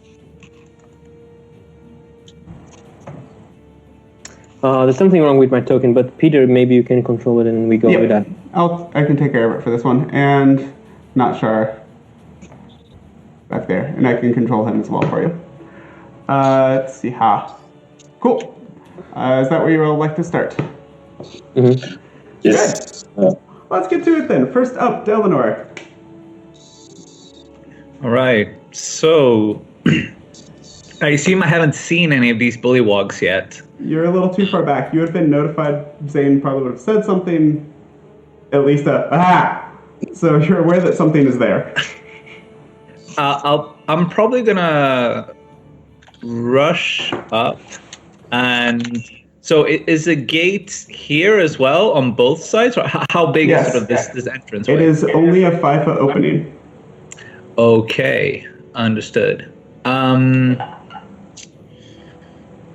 In that case, this is difficult. Is it possible for me to occupy the same space as Sane? Yes. You're a little smushed. You'll kind of do everything at disadvantage if you do that. All right. Okay, understood. I will just go here in a case. Okay. And I will try and through and see what I see. Sane's interaction. Okay. So you look. Can I see anything from where I'm at there? Yes, you can see the one bullywog on that side, hiding behind the gate. Okay, understood. And do they carry arms? Do they look hostile? Yes, they very much look hostile, and they're at least the one that you can see is carrying a spear of some sort. Okay. Okay. I guess I will try to. Let's see how much movement did it take me to get there. Okay. Yeah. Can I? Is it possible for me to move into the same space and? You can move past him if you want. Ooh. Go for it. Go for it. Yeah. Okay. So I'll move up. Okay. I'll move up past him, and I will unsheath my longsword, and I will stab at this bullywog right there. Okay, the one on top. Go for it. Yep.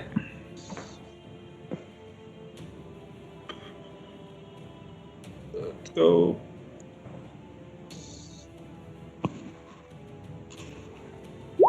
Ho ho ho. Oh, yeah, He's coming back. that's damage. Okay. Wow. Okay.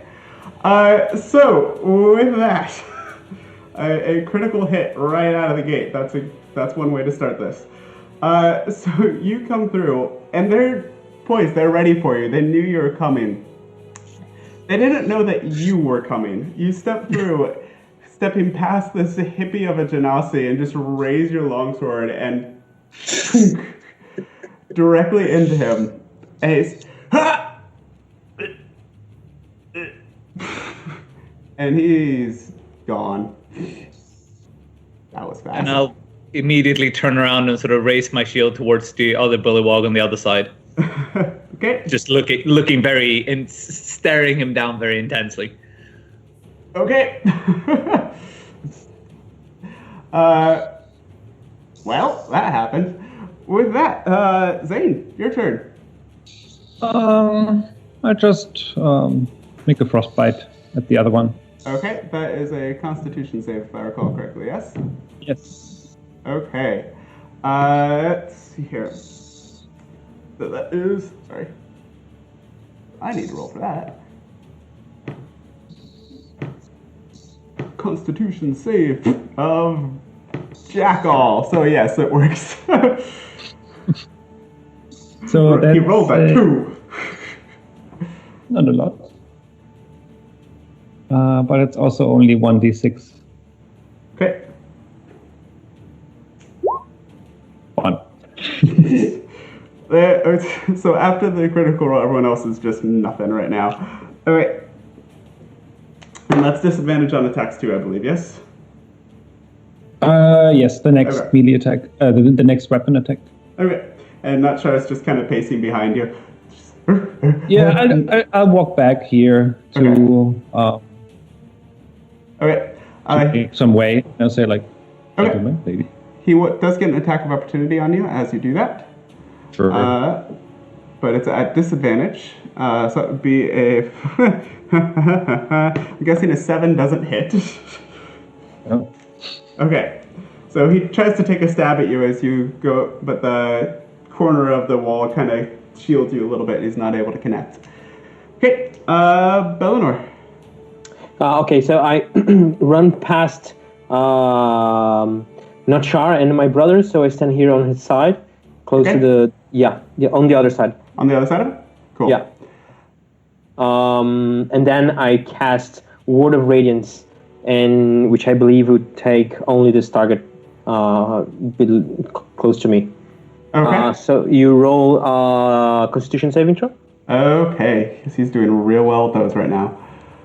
Hey, it's better than a 2. He rolled a 4 this time. So yeah, the check would be a 12. Yeah, he fails. Okay, so as I run past my brother, you see this light emanating from my body, this white light, and it singes the enemy with 1d6 point of damage. Okay. That would be 2. 2, okay.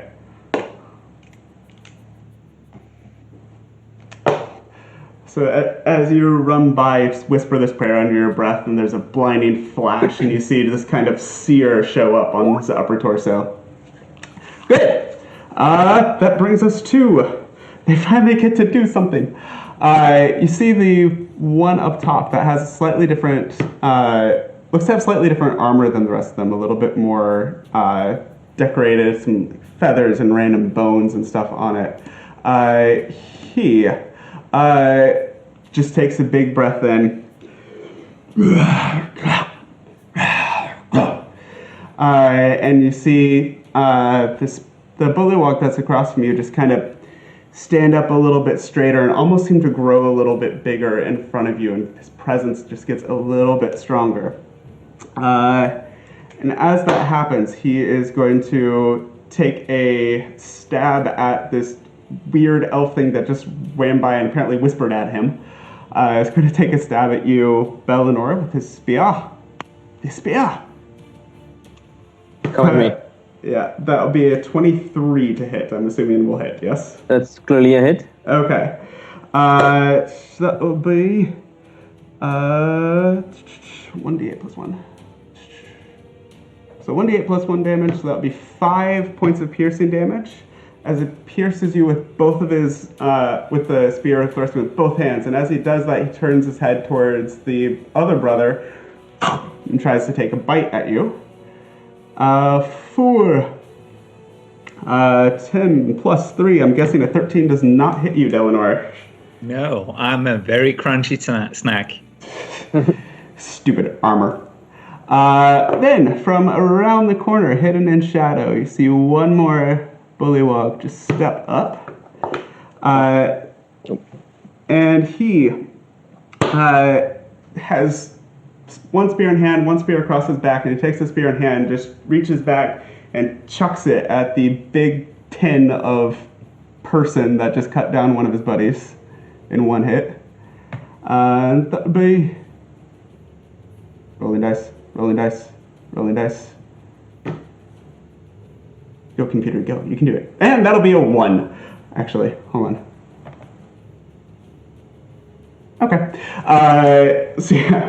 So he's kind of slips on the mud as he's about to throw the spear at you guys, and it just completely whiffs, doesn't even get close to your head, and just kind of shatters on the stonework above you, Delanour.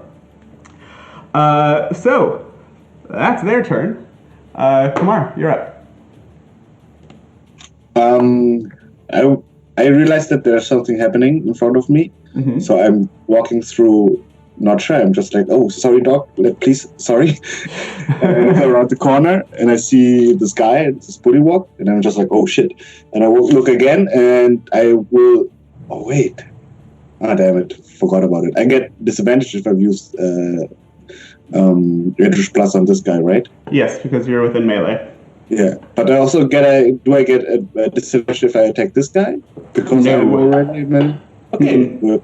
Then by accident I turn around the other way, and I see this guy, and I'm just... He does have a bit of cover just because of the angle you're trying to fire at? Yeah, I wanted to fire at this guy anyways. Okay, the green one? Yeah. Okay, go for it. And in my hand forms like an eldritch spear, and I'm just throwing it at the other guy. Okay. Jesus, guys. Another critical hit. Oh, okay, so that's 12 plus 2 force damage on that. Aha. Jesus. So a 14. So you reach back and just release this blast of energy. What does the energy look like coming from you again? Like, describe the effect. Usually it takes form of a different weapon, and this time it's like a throwing spear, like a javelin, if you will, because it's a little far away. Mm-hmm. So almost in a return to sender for the spear he threw, you just reach back and this energy spear shows up in your hands, you chuck it, and it goes right through his right side. And he's not, for a brief moment, it looks like the spear's just sticking out of him before the energy dissipates. It's a very, very solid hit. That's my turn. Okay, brings us back to Delanor.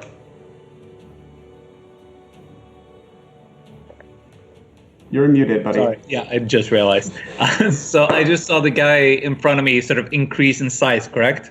Yeah, not like a huge amount. More like somebody that's hunched over suddenly standing up straight with perfect posture. That kind of difference. Okay. Oh, Delanor would just sort of smile slightly, sort of partially hidden behind his shield, and mutter, well, I certainly do not mind a bigger target. And he will slash across this bullywog. Go for it.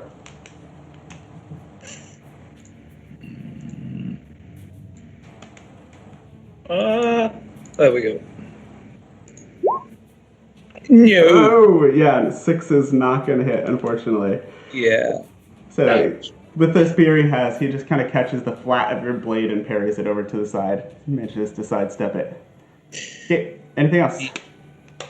I don't think I can do anything else. Seeing, did the other ones take shots at sort of my brother? That one, the one in front of you that you just attacked, split his attack between the two of you. The one that is behind you missed so badly you're not entirely sure where he was aiming. Okay. Well, in that case, I'm gonna see if I can step in front and sort of partially cover my brother as much as I can with my shield. Okay. But I'll stay put aside from that. Okay. Zane. From where I am, can I see the guy in the corner on the top right? Yes. Yeah, it's perfect diagonal shot. You can get him.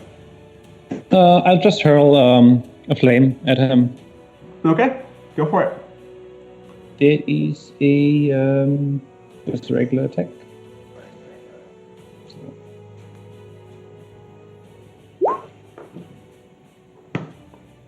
Okay. Does an 11 hit? 11, unfortunately, is not going to hit. They do have a shield, and then it kind of raises the shield up, and you see the scorch mark appear on the kind of wooden leather tanned-hide shield, but it doesn't penetrate. Oh, well. Okay. Unless you have anything else, Delanor. Yep, so I quickly turn and do like kneel a bit, and I raise my right hand to the skies, and I say, Cordelon, guide me this night. Let my arrows fly swift, my blades strike true, and my spells smite our foes and shield us from harm as the Seldari wind. And I cast Bless in all my companions. Very nice. That's a D4 on pretty much everything, correct? Correct. Yes. D4 Yeah, attacks or saving throws. Okie dokie. Very nice. Are you going to move anywhere or stay put? I will just circle around that bullywog close to me. Okay. I don't want to provoke any attack of opportunity, so 2 squares below. 2 squares below, you got it. And the map. And you can move half speed and do that, so you can ignore the mud. That dark puddle there is a patch of mud. It hasn't been an issue, but it is half speed to move through it. You can try to move through it at full speed, but interesting things may happen. So, that will bring us to the bullywogs. Let's see. The one on top is going to just take a big breath of air in again, and you see like the cheeks swell up like the old bullfrog pictures. And you hear this weird reverberating sound start bouncing all over the walls around you. And I need all of you to make a DC 12 wisdom saving throw, please.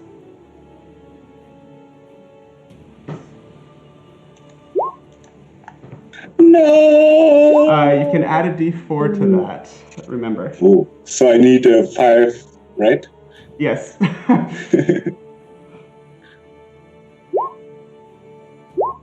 It is a 4. So I'm at 11. Yeah, you can all add a d4. Okay. Well, I don't have to. I think okay. for me it wouldn't make anything, and for you guys you passed anyways, and I don't. Okay, so all of you, except for Kamar, because he rolled not great on damage, take 2 points of psychic damage. 2 points. 2 points. Kamar takes 5. Oh. And Kamar, you also have disadvantage on Constitution saving throws until your end of your next turn. Hopefully there is none. Yeah. With that, this one is going to run up to the other side of Delanor and pull out his other spear as he's running and try and stab you in the back. And I have no idea why that went vaguely Scottish when I said stab you in the back. Whatever. But our big old tin can, I'm guessing a 11's not gonna, or 10's not gonna hit. And you're still muted. Was that Belanor or Delanor? Del, Oh, yeah, no, it does not hit. the one right above you. So he misses with the spear, but as he follows through, he goes in to take a bite out of you, and you just feel this like almost slimy, toothy maw clamp down on your shoulder. Does 5 points of bludgeoning damage as it just clamps down. The one in front of you is going to, watching Belanor run past, is going to refocus on you for both of its attacks. So Spear first. Yeah. Wait, sorry, I didn't follow you. I took 5 points of damage from what exactly? Fight. Okay, and what did he roll to attack? Yes, he did. I was a 19 plus 4. Oh, okay. That's why I didn't check. All right. The other one with his spear, both hands coming through, I'm guessing a 21 hits. Yes. Okay. It cannot roll damage very well, though. So 3 points of piercing damage as it hits, but it kind of, the armor blunts it, so you don't take the full impact of it. He also is going to come in and try for a bite as well, but he's kind of, the spear is stuck, and he kind of awkwardly goes into bite while he's pulling the spear on it. Just, you're able to easily just kind of sidestep out of the way. 7's going to miss. That will bring us to Kamar. Your turn.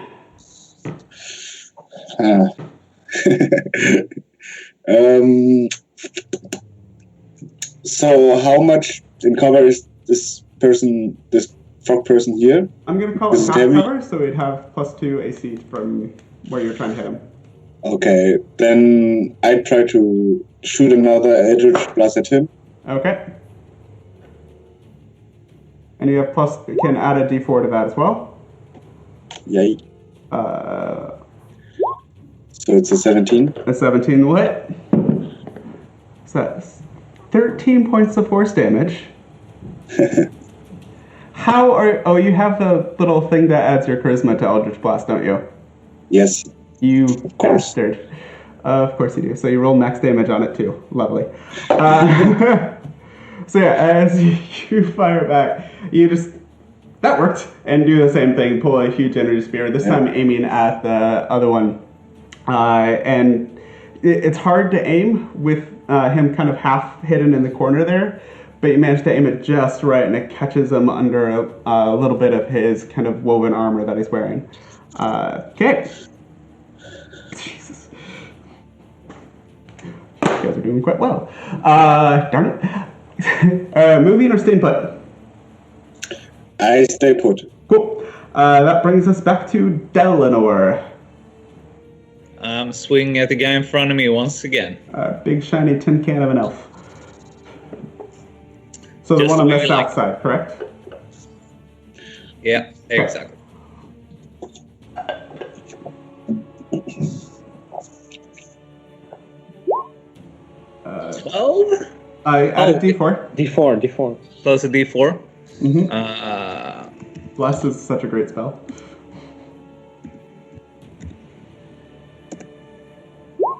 Nice. +4 for a 16. So as you bring the longsword down, you feel almost this guiding hand kind of nudge the sword a little bit to the left, and as the bullywug is sidestepping it, the sword just follows him right along and catches him as he goes down. These are one-handed, correct? Because you have a shield? Yeah, exactly, because I'm wearing the shield. That's just 5 then. Yeah. Still a chunk. So yeah, you come down, you take a chunk out of the shoulder as your guiding hand moves the blade to the right point. That is my turn. Okay. Zane. It's an action to wild shape, right? I believe so at level 2. Bonus yes. section, I think. It's bonus if you're Circle of the Moon. Oh, okay, he's not circle. Sorry, I forgot he's not circle.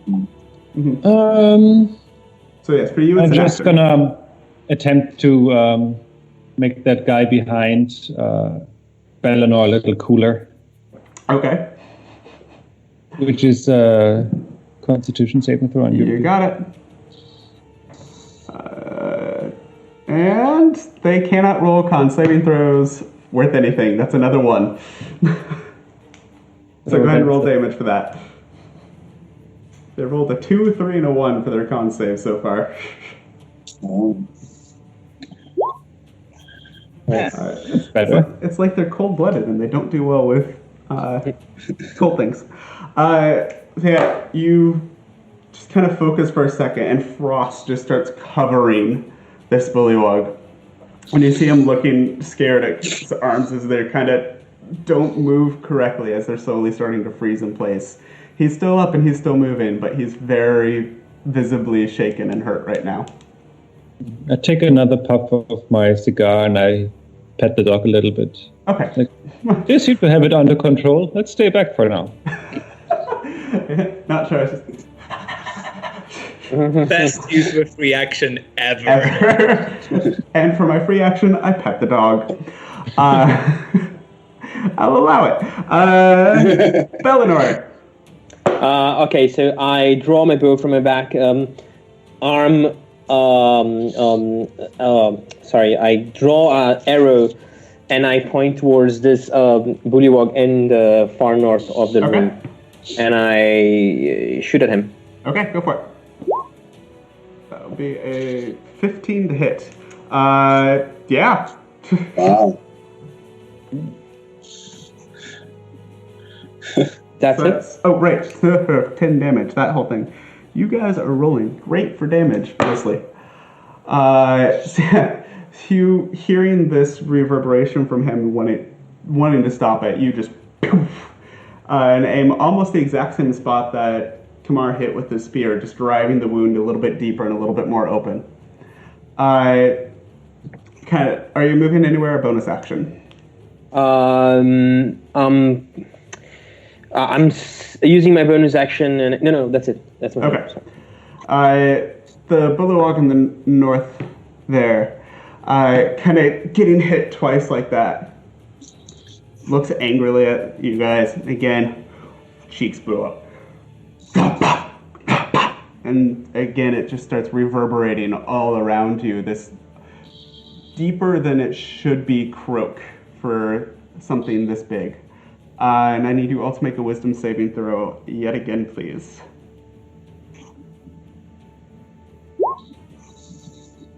Easy.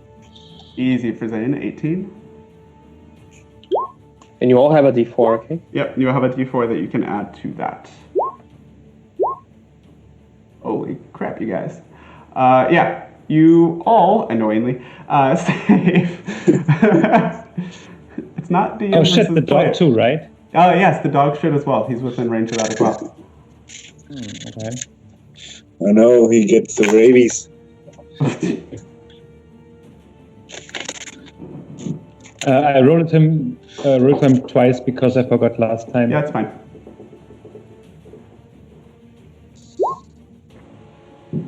Okay.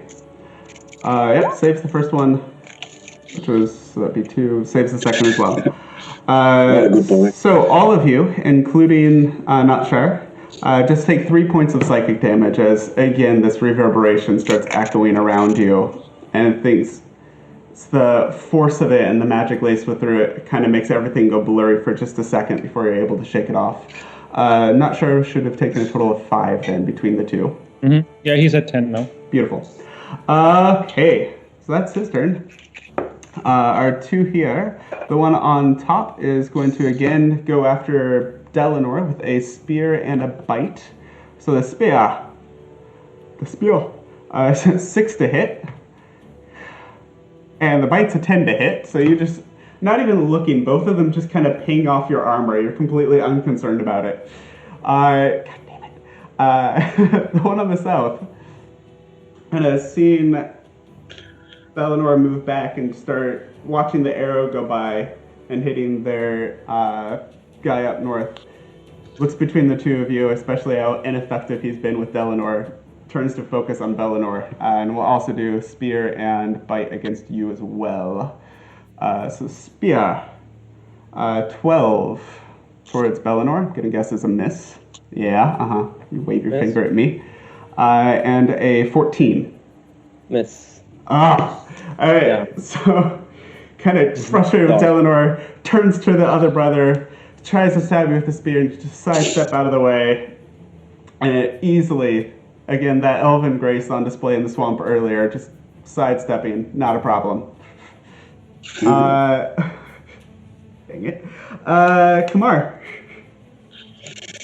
I'm doing the same again. Okay, go for it. Looking around the corner, throwing Eldritch Blast. Eldritch Blast. 19. Jesus, guys. Yeah, don't even bother with the D4 on that. That definitely hits. Yeah, you, Lance, you and Belanor, it's like you have been training together. You're just nailing the same spot over and over, continuing to do pretty decent hits every single time. With 10 more points of damage. He's up. He is looking very unhappy and is bleeding this weird bluish green blood from this wound pretty profusely at this point. I wink at Belanor after I hit him the third time. That will bring us to Delanor. Delanor, right? Yes, Delanor. Henrik. Yep. Well, don't fix what ain't broken, so I'll slash at him one more time. Go for it, slashity. Ooh, no, that's wrong. Wait, yes. Yeah, 16? 16. Oh yeah, you guys, the dice like you guys today. Yeah, hits. That was the guy north or south? Which one were you aiming at? That will be to the south that I hit before. Right. You come down, no guidance needed this time, and catch the other shoulder. So now he's like almost having trouble pulling his arms up and getting into place. He's looking not happy at his situation at the moment. Back to is kind of like hunched over, a little scared at what's happening. Okay. Payne. Just a question, like frogs are mostly water, right? As are most organisms, I suppose. Could I make the water boil inside the book? No, probably not, right? What spell are you trying to do? Shape water? You know what? This would probably not work. Can you roll an Arcana check for me, please? I shouldn't have asked for that.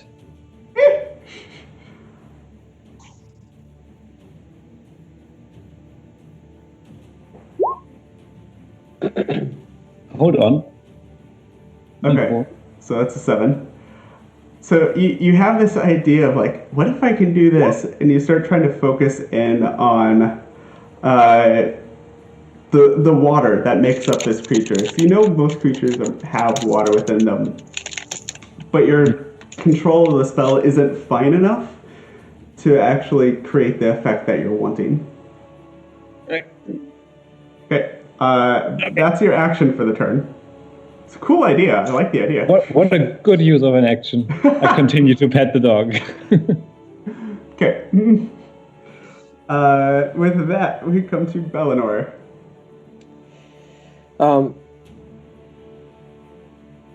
Okay, so I just get another arrow ready, and I shoot again on this bullywog in the north of the room. Okay, go for it. That would be 17. Yep, that hits. Yeah. So he's getting. You kind of know the pattern now, and he's getting ready to take another breath in. You see the air sac start to inflate, and that just makes a bigger target for you. You release, and it cuts through one of them, and it's almost like a balloon deflating as the air rushes out of the throat through the opening that you made. And it just collapses. Woo! Perfect. Okay. At this point, the other two bullywogs just kind of look back and see what just happened, especially the one in the south that saw that. They look at each other, and both of them start to try and make a break for it. Wow. So everyone attacks of opportunity. We'll say the one at the north moves first. So Kamar and Delanor, if you want to take attacks at him, you may do so. Sure. I shall. Which one of you is going first? It actually might make a difference right now. Delanor, you got there first. Roll the d4 with that, please.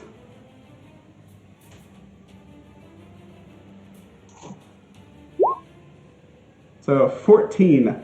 And Kamar, go ahead and roll a d4 with that as well, please. A what? D4 for bless. Okay. Yeah, 11. Both of you, 11 plus 3. Both of you. As he turns to go, he just kind of puts his shield back behind him, and a desperate hope, and just manages to catch both of your hits as you go after him as he's turning to run. So he gets to about 1, 2. He'll get up to about there. The other one is also going to make a break for it. And we'll get to about Did there. you just slap them? And Belenor, if you want to take an attack of opportunity at him, you may do so. Yeah, I would do like a point blank arrow shots. Go for That it. would give me disadvantage, but anyway. Yep. Still hit. Disadvantage, still a 19. As you catch the back of his leg as he's running, he still manages to limp away, but he's looking really bad. Okay, so that is the end of their turn. Kamar, you are up. They're getting alarm, I say, and I walk up to this place. Okay, and that Just will to see it first. reveal all of that. Oh.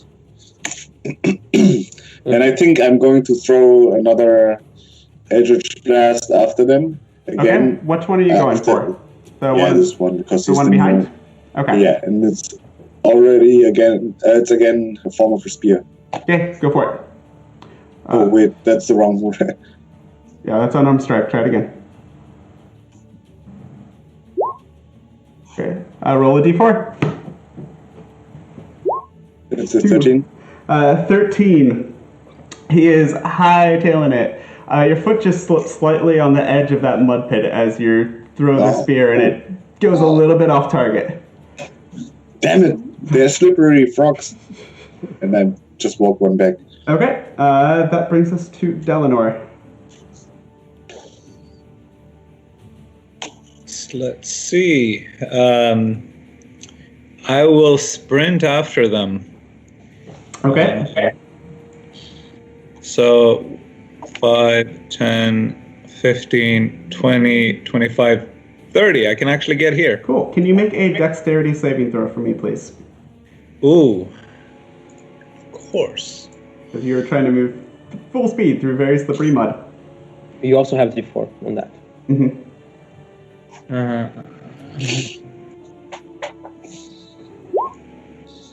Oh yeah, easy. Again, the graceful Elven brothers strike again. You take a step and you actually foot surf across the mud to the other side of that pit. and continue running along the other side. Cool. Nice. Come up to him. Go ahead and make your attack.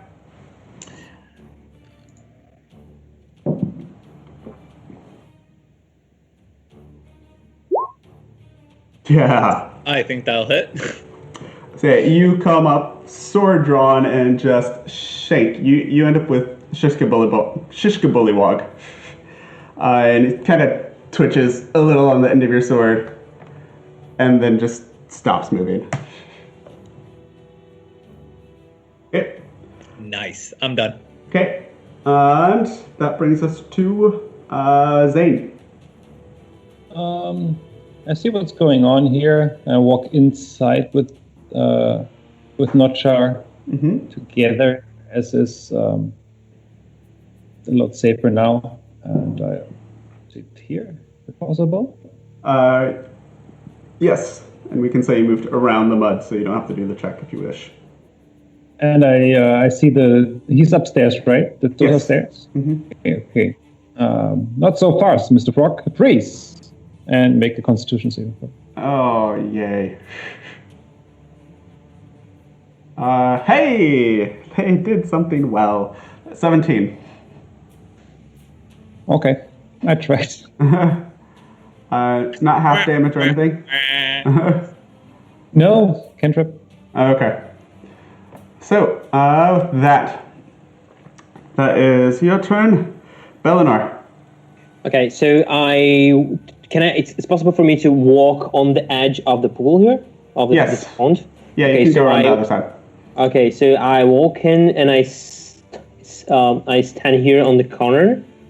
Okay.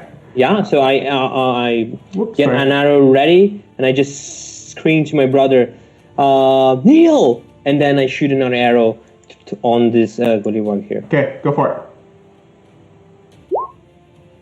Can I sort of duck as a free action? Yes, you can duck as a free action.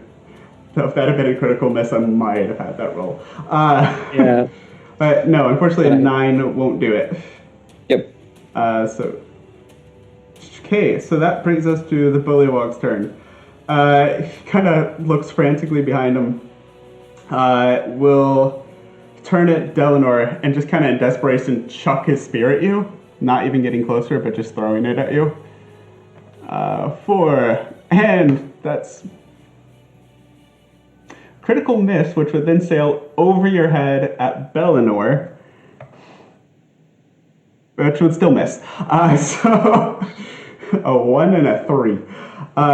So he just kind of chucks it in desperation. It's not even within the realm of anything. Kind of sees it sail over ineffectually and steps up into that, and that will be the end of his turn. So that's his move in action. Okay. That brings us to Kamar.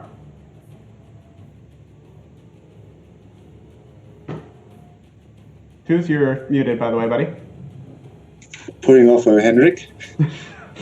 I walk here to get an angle on this bullywog. Great. Can I hit him? Possibly he has cover, right?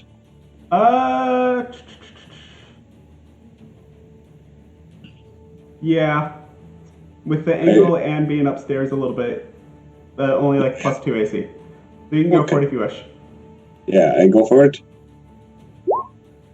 Yep, I'm gonna guess the 23 hits, regardless. How do you want to do this?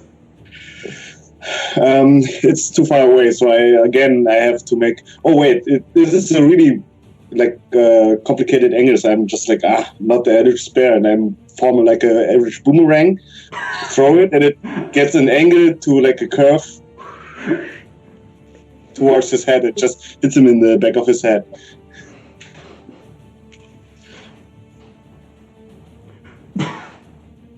I'm sorry, Eldritch Boomerang is not a phrase I thought I would hear today. So, That's all right. You formed, again, this weird, twisted, reddish-black energy, and you form it into the shape of this boomerang. Not a common sight around Suzail. And you just kind of chuck it, and it goes and catches the bullywog on the side of the head, and he just immediately collapses down onto the floor. He's out. Ha! Works 2 or 5 times. Okay. Real quick before we continue on, Belenor, if you could try pulling your own token in again, I just want to see if we can get that to work for you as we continue moving through the keep. I can pull it, but it's a different art. Really? Huh. Yeah, this is one here. Yeah. I saw him before in the water. Yeah. Okay. Belenor. Let's see if I can figure out why that's happening. Yay, technology, people. If not, we will... Yeah, it's saying your token is that guy instead. Are you pulling just from the list of resources from the tab, or actually from the character editor? From the characters. In the info, there is like my art, and then I'm just dragging it. Yeah, just pull it from the list of resources in the journal. Don't actually open the page for it. Click the name and pull it in. Yeah, I only have characters and handouts, and... Okay. I'll continue to take a look at that and see if I can figure out what the heck is going on. Okay, so, as you are... It should be in your journal. Weird. Okay, for now I'll deal with them.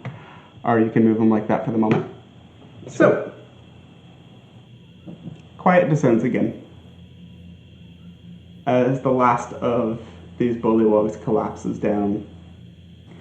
Their carcasses, now that there's no energy in the muscles, almost just a mass of weird, blubbery flesh covered in some sort of muck from the swamp around them that's coating them. You hear the sounds of insects in the swamp, a few birds. At this point, night is beginning to fall. It's getting close to twilight, if not slightly past. But for the moment, things seem calm. What would you like to do? What do I sense from this place? Like, I look around and it's like a ruin. What it is exactly? Like, do I feel that this place is old, or that that this place was taken for a lot? It was taken for a lot of time, and It is. It's like my sixth sense, It is definitely old, decayed, and decrepit. There is kind of a stench of death, death and decay, but that's natural here. It's not the same as a cleric in some of your training. You would have been exposed to at least a little bit of necromancy just to familiarize yourself with it. And it doesn't feel like that. It's very natural decay. And the building reflects that. As the swamp is decay and rebirth, the building is decay and rebirth as the walls crumble and the vines grow up the side of them. Brother, this place stinks of darkness. We should proceed carefully. I walk up just a bit around that area here, over the ponds, through the ponds, I would say, and just keep scanning the place to see if I see something unusual. Yeah, the courtyard itself is a courtyard. May have been bustling once, but now there's what looks to be on the side here, may have been places to tie horses, but they're so decayed right now it's little more than half-rotted logs. The courtyard itself, there's some cobble sticking up, but most of it has been taken over by the swamp, as there's a fine layer of water over almost everything, and in some places it is just slick mud. Interesting. So I go back to close to one of those bullywog's body, and as I take my arrows back, I quickly look at him. Maybe I see any token of any god, or I don't know, anything that could have something supernatural. Make an investigation check for me, please. Sure.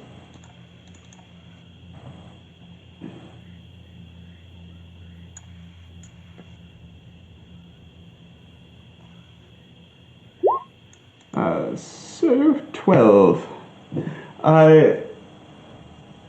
Appears very normal. Well, as normal as you would expect a frog creature to be at any rate. The armor is very patchwork. Some of it's rusted. You do see kind of half under a spot of rust an old insignia. It might have been something recovered from this keep, left behind and left to rot long ago that's been reclaimed.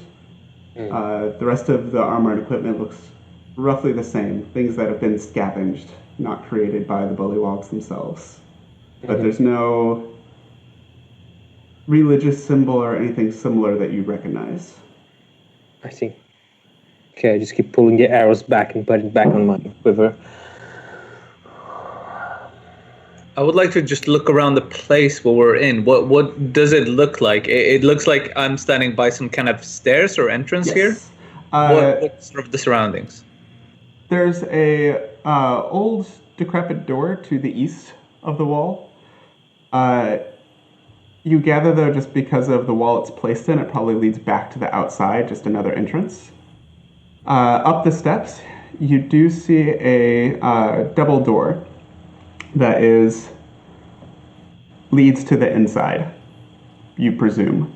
What you're standing around right now is the main keep. So this area to the southeast, down in here, is the actual keep of this area. It's the actual building where people would have lived and worked and done stuff. The area you're in right now is just a courtyard surrounded by a high, if crumbling, wall. I'll turn to my brother and say, yes, there's an air about this place. It does not feel good. Not at all. Something is amiss. I kind of like follow my brother and go through the same path around here. Okay. And I take a look. Okay. Yeah. The door seems to be it's old and decayed, but it's firmly held shut. Kind of pulling on it a little bit, you feel that there's something resisting, like it's barred or locked or somehow being kept from opening freely. Okay, I sheath my arrow, my bow, and I just like do a gently push on the door to see if it's locked or not. You don't see a lock per se, but pushing against it, you feel some resistance, like it starts to open and then something catches it. Feeling around a little bit and kind of looking through the gap between them, because it's no longer a perfect, nice seal. It's kind of starting to fall off at an angle. You see a board. There's the word I want. Board on the other side of it, so something's keeping it from opening. Yeah. Okay. So as I see this opposition, I look to the north of this chamber. What do I see around that area here? Do I see that the room goes further on, or it's? You're still on the outside here. Sorry, I'll reveal that a little bit of it too. Okay, but from where I am, like. Yeah. So as you go for the north, this part. I need a different tool so I can ping it. This is the north end of the courtyard. Beyond that is just is the outer wall. Oh, I see. Okay, understood. So I go back to the door then, and I just, brother, this seems to be blocked, but I think we can go through it. Should we push it? And I kind of like do another push. Make a strength check for me, please. Aided by your brother, if you wish. Yeah, can I help him? Sure. So either both of you roll or Bellinor rolls with advantage. You can roll down. It's fine. It's better. Builder. I'll roll then. General strength, you said? General strength, please, yes. Just open this up a little bit so you can see the outlines. 22. So, where are the rest of you, by the way? Are you still just kind of futzing around the courtyard? I'd like to check if there's a commotion going on behind that door, or if it's able to move to open it? It appears to be locked, but not very securely. You can try to force it open if you wish. I'll pour some water out my water bag and freeze the inside of the lock. I like it. To try to like burst it open. Make a strength check with advantage, please. And then Delanor will get back to you in a second.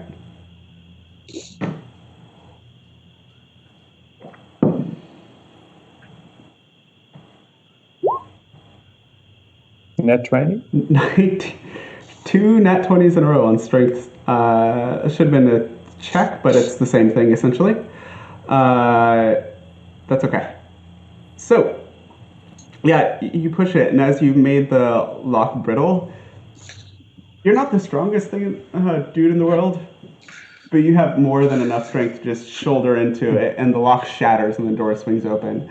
What you see behind it is kind of the backside of what's left of this island that the keep has been built on top of before it was surrounded by a moat. You do see a boat that is moored to the outside of this end. It looks like it floats. I turn around and say to the others, there's our exit plan. We have a boat in case we need to bounce. I creep up on Zane and I'm just like, it's not the first time you're doing this, right? You mean the opening? Yeah. Yeah. I mean, work smart, not hard. Okay. So that brings, as you're finishing that little investigation, that brings us back to the brothers who are up on the main gate.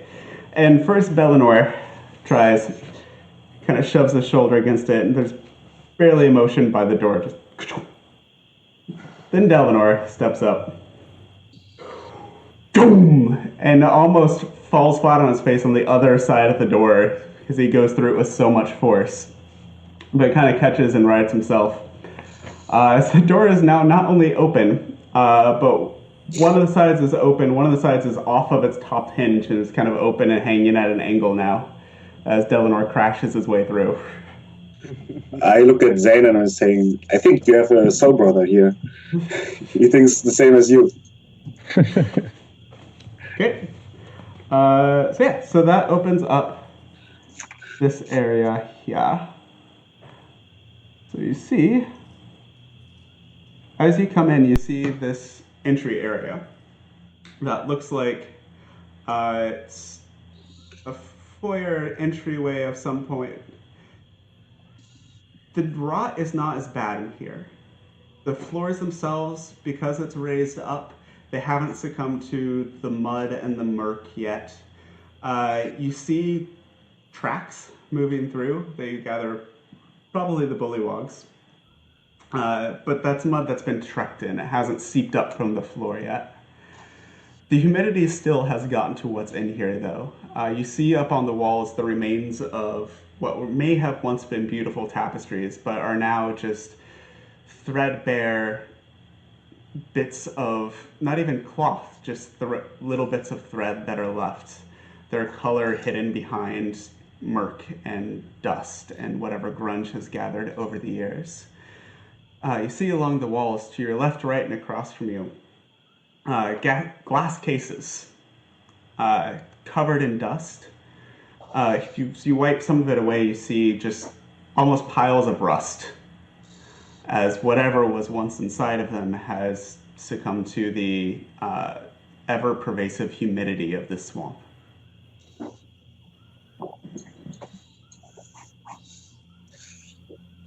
I guess we don't need to be silent, right?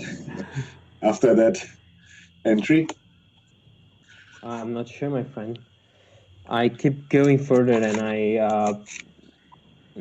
Yeah. And you do see two doors, one on the east and one on the west.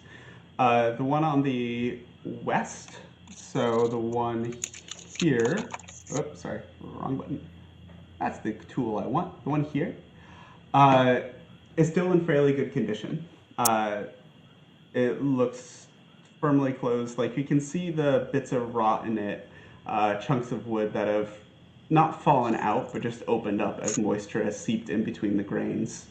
The one on the other side is technically closed, but parts of the door have fallen off to where you could almost just poke it and you're pretty sure it would open up.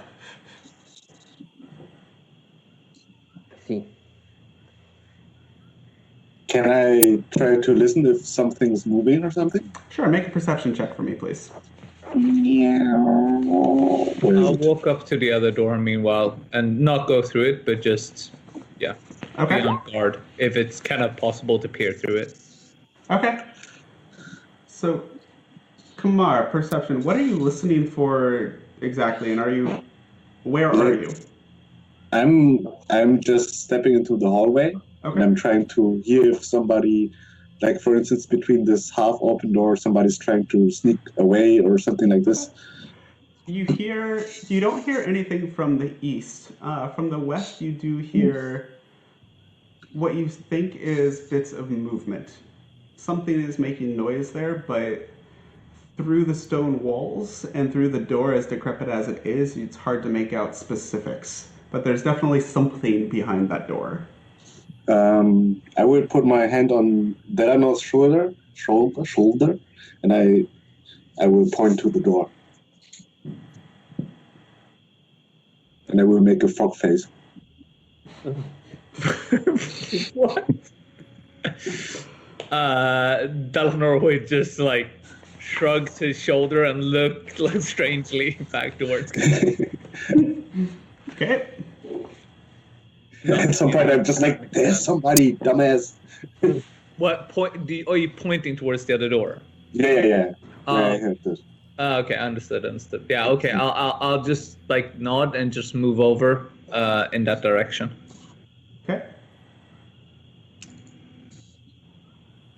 Do you want me to break it down? I'll whisper. Maybe. Why are we being silent? Is there a door or a handle or? The door does have a handle to it. Like you could try to open it if you wanted. Okay. So I will probably just just try the door very carefully, see if it's locked or not. All right. It appears to be unlocked as you start to play with the handle. Okay. I will sort of carefully open it and peer in. Okay. As you open the door, you hear from the other side.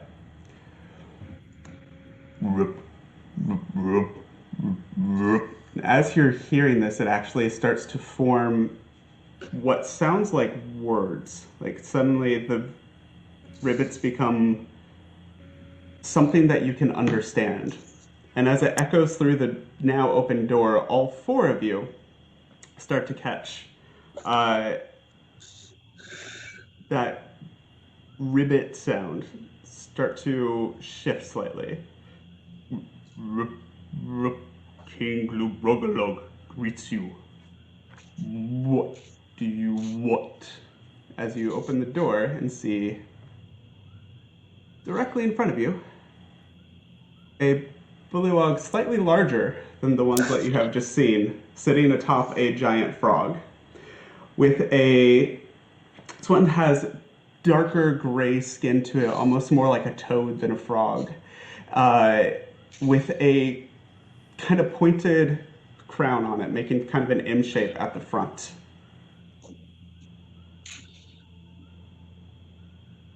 I will not say anything, but I will walk into the room. Okay. With sort of my arms at ready, and is it sort of, can I stand to the side, or is it just like a small corridor? I will show you exactly what it is. It is that. As you enter, you see a great hall. It was possibly used for dining at some point. To your left, as you enter the room, you see two young children that are tied and bound near a fireplace. And directly across from you, almost waiting for your arrival, you see that larger bullywog being flanked by two more in the same type of armor and spear weaponry that you saw on the ones out in the courtyard. The room is lit on two sides by two braziers that are brightly lit and casting light across the room. I'm just going to slowly walk in and sort of stand to the side and wait for the others. Okay. As you walk in, you hear again from the king, leave this place. Leave this place at once. Okay, so I listen to this, I peek in as well, I flank my brother, I scan the room. I suppose I see those humanoids south here, yeah? What do I perceive? They're the kids?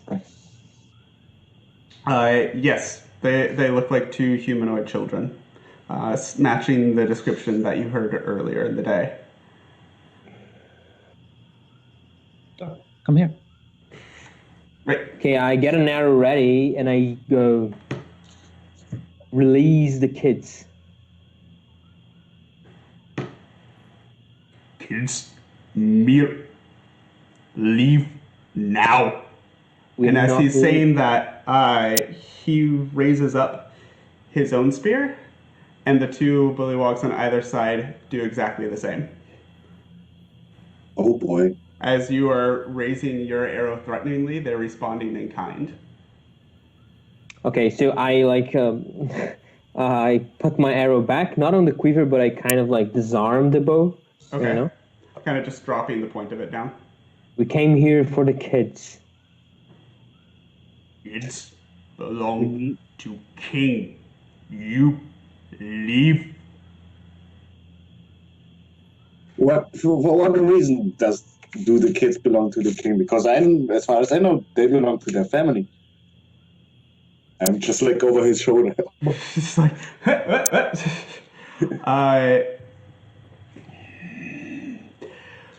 rope impatient. Leave now. Final warning.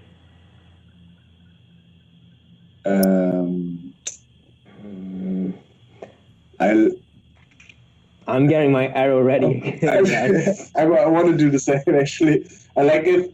I want it to be because I was over Belenor's shoulder. If I feel like I was trying to get a non, how do you say it, a signal from him. If he tenses up or something or looks at me, I would just attack. Yeah. Okay, so sensing... Go ahead, Zane. I want to try my luck and say listen, guys, I'm a man of nature. Let me try my luck. Okay. And I attempt to cast Charm Person on the Frog King. Is that possible? Read the text of Charm Person. Charm Frog Person. I would assume I can succeed at this, even though I might not, because he is talking to me and he is some sort of... And it's a humanoid, but... Okay, so it can work on him, but because your party has started to act threateningly with pulling out arrows and such, he does have advantage on the save against it. Mm-hmm. So, what is the DC for that? 13 Wisdom. 13 Wisdom. So yeah, as you cast this, there's almost a subtle glow around the crown. This sickly purple haze almost that shows up. And you see him kind of turn his head for a second and then snap his head up and look straight at you. Hey, dude. Not do that. And just lets out this huge croak that all of you somehow translate your heads to attack. And when we come back from our break in 10 minutes, we will roll initiative for this. Because you guys time your stuff so perfect.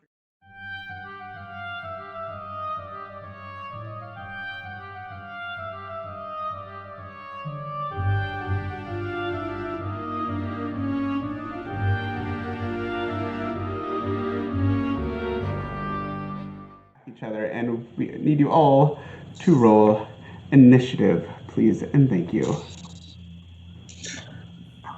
Can I say something? Yes, go for before it. we have initiative? I'm just like, Zane, check our backs. Okay. All right. So I rolled a 6. So Bellinor, 17. Wow, that's a weird initiative, Zane. Tamar. 6. I know why it's like this right now. It's okay. It's some option. It says like I got just 16 decks, so if somebody else rolls a 21, we know who's first. Okay. Got it. I was wondering where you were getting the 21.16 as your dex, which, first of all, holy crap. Second of all, Bellinor. Oh, it's an 18. Okay, my guys are not rolling bad on initiative. You all are just rolling really, really well on initiative. So as we have the simultaneous start to the fight, Kamar, you act first.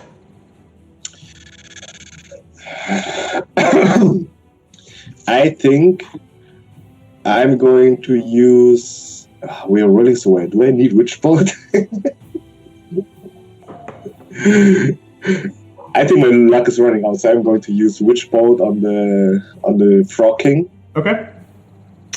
So again, like thunder just crackling up at my face, and then 2 thunder strikey thingies shoot out of the eyes and maybe hit him. Okay. I have to roll first. Sorry. Talk too much, roll too less. It's a 13. Yeah, 13.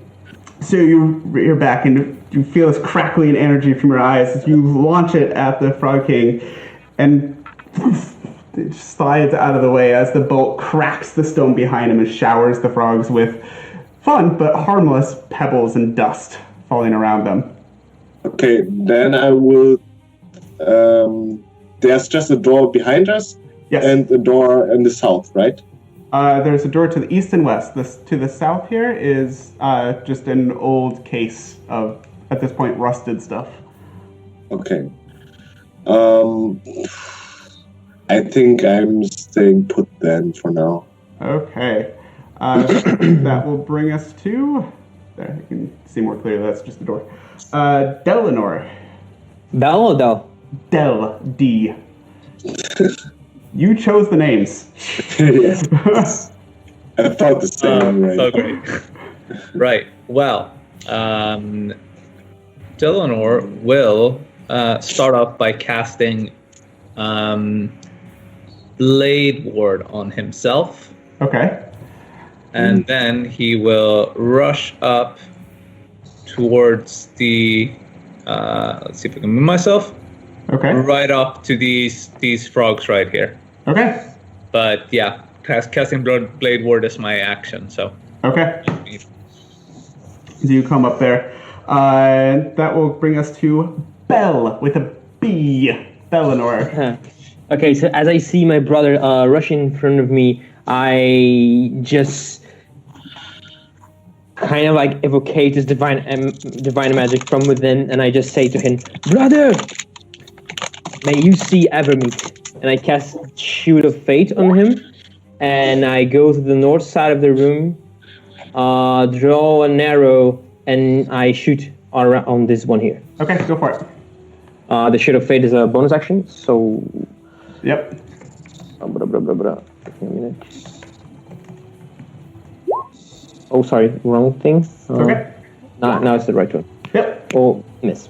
Yeah, it's a 6. Just kind of brings up the shield and bats the arrow away as it fires out at him. That will bring us to the Bullywug's turn. The royal king sitting astride his thing. You see the crown glow again as he so this huge bellowing croak. Okay. And the 2 bullywugs to his right and left seem suddenly energized for the fight ahead of them, and both of them immediately. That's a table running down the middle. I should have made you do an athletics check to jump on top of it, but we're going to skip that for now. They're both just going to rear back with their spears, and both of them are going to go for you. And as they're getting this decree from their king, both of them will have advantage on this. Plus 2 AC. So Shield of Faith, you have plus 2 AC right now, Delanor, just FYI. Yeah. So the first one, the spear, even with advantage, a 9 is definitely not going to hit. It's 4 and a 6. The second one takes his spear back as well, and a 12 is not going to hit. Nope. Frogs are worthless. So you just effortlessly bat the spears aside. Both of them lean forward and try and take a bite out of your feet as well, trying to almost pull you down onto your back on the table. First, both going for a bite. First one, 13. Nope. Yeah, I know. The second one, natural 1. You just move your foot out of the way, and he actually gets a big bite of the table. The giant frog underneath the king kind of rears back and lashes his tongue out at you. 14. They're getting slightly better. So you jump up onto this table, ready to take all 3 of them on at once, and just start batting spears away and dancing to the side as they're all trying to take a bite out of your legs as well. Okay, that brings us to Zane. I still smoke my cigar a little bit, and it's like, frog, more like fog, and I fling the cigar towards the Frog King and make a fog cloud so that sort of ends between Delanor and the 3 fogs. Is that possible? Can you read the text of fog cloud, please? It's a 20-foot sphere that I can make appear. It doesn't say I have to see the point and range, but I know. But the problem, you're casting it in a closed area. So if you center it outside of that wall, it's not going to come into the building.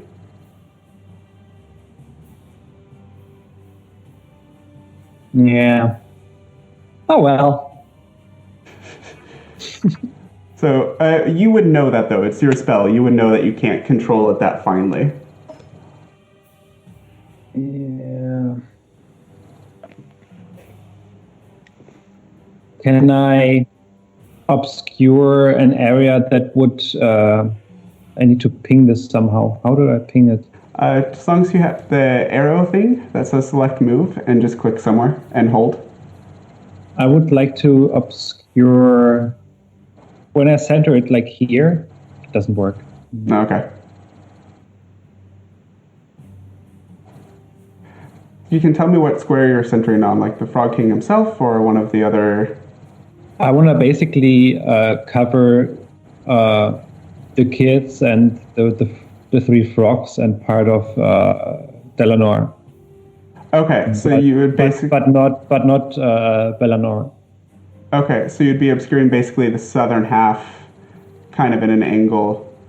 Yeah, so sort of I can't draw in here, and you have to. Kind of like putting the edge of the cloud there. Yes. Hold on. Can you see me? Mm-hmm. Yeah. So putting the edge of the cloud there. Yeah. Okay. Yeah, we can do that. So. It's more of a sphere, but yeah, sure. Yeah. I get a general shape of it. Okay. And then I'll move in the corner here. Okay. So we'll do. That's not going to work the way I want. So kind of like that. Yep. Cool. So yeah, as this fog cloud comes up, the children are now covered, the frogs are now covered in this cloud, and so is Delanor. So anything shooting done within it or targeting something within it would have disadvantage at this point. Okay, as everything is kind of gets obscured in this haze of fog. Kamar. I'm just looking to Zane, and now I cannot see the frogs anymore, right? Nope. You know more or less where they are, but you can't see them. Yeah, I'm just turned to Zane, and I'm just like, why are you keeping doing this? And are the kids, are they bound to something, or are they like, you said they are tied up, right? You haven't been inside yet to see. Okay. What I'm doing now? I cannot see any of them, right? They are all obscured. Essentially, yeah. They're heavily obscured. Okay, then I'm going to do something. Heavily obscured means, I think it means that I cannot attack them, right? You can attack, but it would be at disadvantage. It would be the same thing as trying to target something that's invisible. Yeah. You know it's there. You can target it unless it relies on you have to see the target. But I also cannot see Delanor, so it's just like I cannot shoot through the cloud and then expect not to hit him. You can certainly try. Why, I'm just going to walk down here. Okay. Because I knew that the kids were there, right? Yes. Yeah. And I'm trying to put one on my arm or something if they are not bound. Or if they are bound, I try to free them. As you pull on one of their arms, you find that their hands are tied behind their back right now. So I can't pick him up, right? You could pick them up, yeah. I'm just like, I bring you back to your families, and I just try to pick the kid up. Okay. The younger one, and take the other by the hand or something. You can move one of them right now, because you would have to physically move them, so you can take one or the other. Are they unconscious? They're conscious, yeah, but they're kind of bound hand and foot, so they can't really move on their own very well at the moment. Okay, so I walk 2, so I can walk 4 more, so I would just take one kid. 2 more. So it would be half movement, carrying another person. Oh, okay, good. So I can have 2 more, then I would just walk here and turn to Nortra and say, like, you good boy, take care of him. All right, so that brings the first kid to about there then, as you're dragging her behind you. Okay. Okay. That brings us to Delanor, your turn. As this fog cloud comes up and obscures both you and the frogs in front of you. The Zane special. I whisper, oh, not this again. And I will lay on hands myself. Okay. Since there's hardly any point of attacking in here. I will lay on hands. Let's see if I can find that. I will lay on hands myself for 10 hit points. Okay. So as you recover 10 hit points and just kind of ready yourself in this cloud. Delanor. Okay, so since I don't see anyone else, but I know that the kids are, and the kids are my priority. So I rush this out of the room and I see if I can take one of those kids. Okay. Is it possible? 2, 3, 4. Yeah, you can move them 1 right now because you've used 4 of your movement and it's double movement to carry somebody else. Okay, so I take the kid through the arm and pull the kid and I, come with me! And I start dragging. Okay. Gets over there. That brings us to Bullywogs. You hear just kind of almost confused croaking. And whatever that translation was, you just catch. Just attack! And so, first of all, the 2 soldiers on either side are going to repeat the same thing, but with disadvantage this time on everything. So the first one, the spear, critical miss. They're very much not going to hit. Second one, spear, even with disadvantage, 13, which will still miss because he's in a tin can. First one will try to take a bite out of your leg. darn it, disadvantage. The other one was a critical hit, 20. But it is a 16. I think the Shield of Faith Steel's not going to hit. Nope. Second one tries to take a bite out of you. 12. Definitely not going to hit. Even in this fog cloud, just with your brother's guidance and your memory of where they were and their attack patterns that you've started to learn so far, you're still able to kind of dance around all of their attacks. The giant frog in front of you is again going to try and lash out with its tongue. And a 6 definitely doesn't hit. The king, sitting atop his mount, has advantage on attacks. So in the fog, we'll have disadvantage. So it'll just be a straight roll with his spear. Should be an 11, which I'm pretty sure misses. Yep. He'll also, as his mount lashes forward with his tongue and kind of shoves forward a little bit, he'll also try and take a bite as he's coming forward. Thank bloody Jesus, a 23! Does that hit? It does. It only took 1, 2, 3, 4, 5, 6, 7, 8, 9, 10, 11, 12 attacks, but we finally hit with something. For a total of 5 bludgeoning damage as he leans forward on his mount and just clamps down on your shoulder, almost denting the armor of your shoulder. Doing 5 points of bludgeoning damage. Oh, that happened. Brings us to Zane.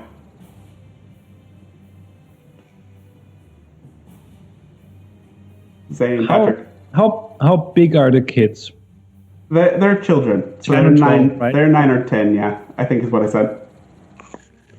Are they like in shock, or can they be talked to? Can they be reasoned with? They seem very confused right now. This is in the last minute they've gone from captives to holy crap, what's going on? Who are these people?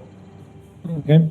I tried to calm the one that's there. Say like, we're here to get you out of here. Can you hold on to that dog? And she kind of turns and you see Don't worry. her hands are bound behind her back. I tried to untie them first, and yeah. Okay. Yeah, you can take your action to untie it. So you would need to step up to them, but that's possible to do. So you can kind of go there. Well, sorry. I will let you move your own thing from now on. Sure. My plan is basically to put that kid on the dock and we make a run for the door. Yeah. Not sure I can probably carry one of the kids, not both. Yeah. But that was my action already, so I cannot wild shape. Yeah. I'll do that next turn. Okay, I see where you're headed. Yep. So you untie the first one, kind of tell her what the plan is, and she's, as you're untying her, she just looks around and kind of nods very quickly. That brings us to, actually that will bring us to the kids, and now that she's untied, she will make a run for it and get on the back of Notshar, and I will bring her to the front. To front. Whoops, wrong one. To back. There we go. So, as the child comes up, she kind of looks around, sees the big puppy who's Notshar's just still happy to be there, grabs him around the neck and kind of clambers onto his back a little bit. And the other one is still tied up, so he can't do a whole lot. Will bring us up to Kamar. So I was a little bit confused. The one who is on Matcha now is the kid I had in my arms, or is it the kid that? Okay, so Belenor's kid is still. Yeah.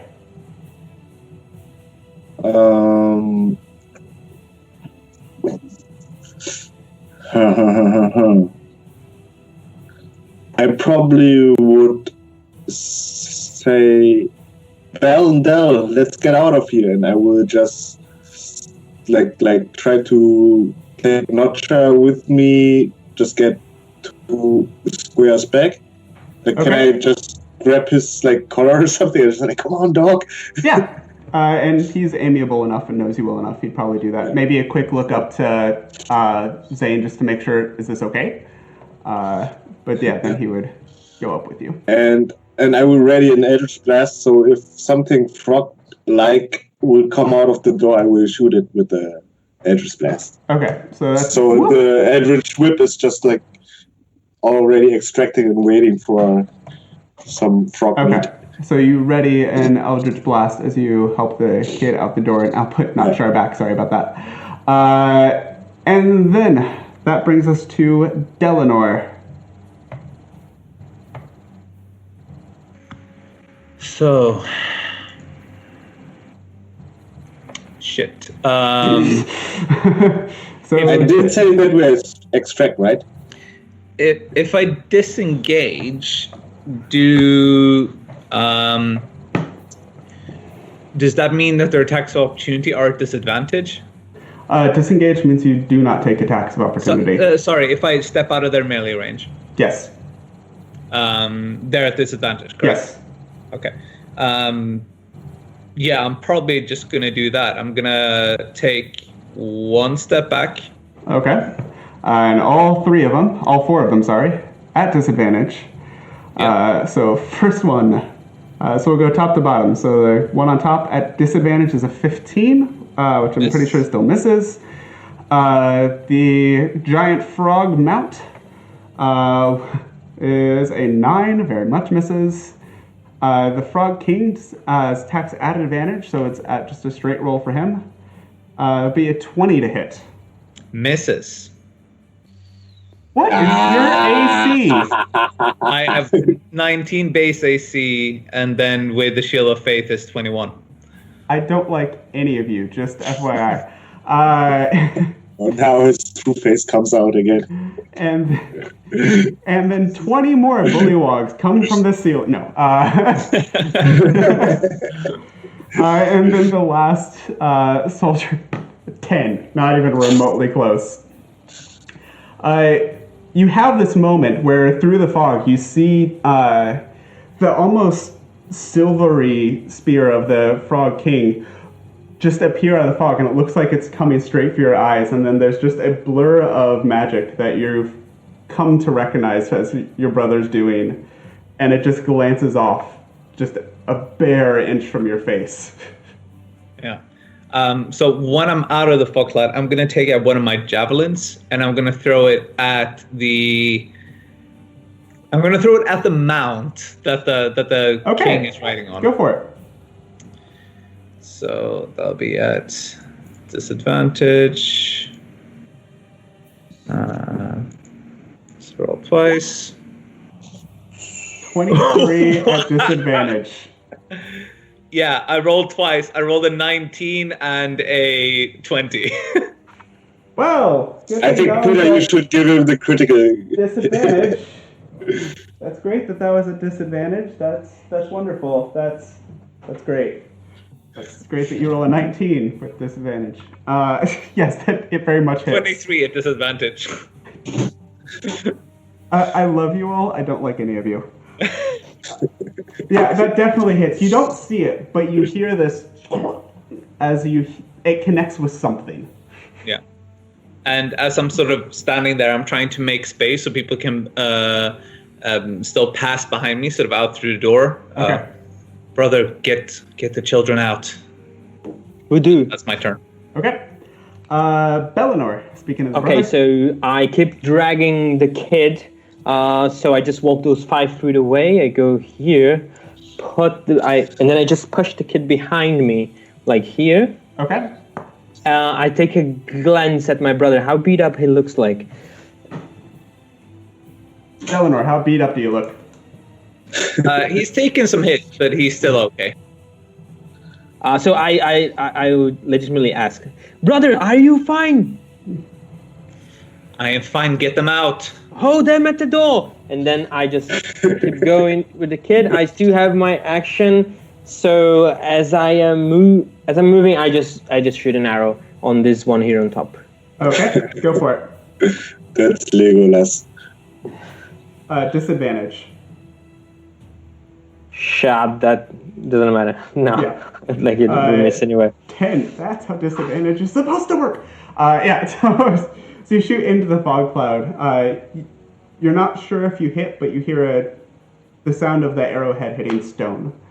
Yep. Okay, that brings us to the bullywogs. Kind of hearing this clanking thing get off the table, the one on top is going to come around. And now that you're out of the fog cloud, will attack twice, once with his spear, and also try to take a bite out of you with just normal rolls this time. Oh, happy days. Critical hit with the spear. Yeah. I'm sorry, I promise I'm not trying to kill them. Yeah. Sure. It's just nice when your monsters can actually do something. But the bite is a 3. But he misses with his bite as you're still kind of both tumbling over top of the table. But as he comes up, he jams the spear and it catches you just under one of the plates of armor. Doing for that one, then be 2d8 plus 1. 9 points of piercing damage as he catches you under some of the armor. Okay. The second one is going to come over the top as well. He is still kind of in the fog cloud, so he will still be at disadvantage for that. He'll come in with the spear as well. 8 is not going to hit. And also try to take a bite at where he thinks you are, kind of at the edge of that fog. And as he leans forward to where he thinks you are, he kind of looks to the side and sees that you're about a foot over to the right of where he thought you were and just catches nothing but air. And you hear this big crashing sound as the giant frog with the bullywug king on top lands right where you were on the table just a second ago. And the giant frog mount, you see the tongue kind of whip up at and past you, and it just catches the door frame right over your head. The king, I see the spear come down towards you, and again, regular roll for him. 19, which if you didn't have the +2, the spear just comes out of the fog. This time you see it coming straight to your chest, and that magic aura just pushes it off the target just enough. And he'll also reach down from his perch and try and take a bite out of you, just going straight for the head this time because of the height difference. Catches nothing but air, kind of miscalculates with his extra height on the mount, can't quite reach you down, despite your tall elven frame. Zane. I see Valinor already taking care of the other child. Mm-hmm. Then I want to ready an action to shut the door and sort of like. Would it take more than an action to lock it with ice and shape water?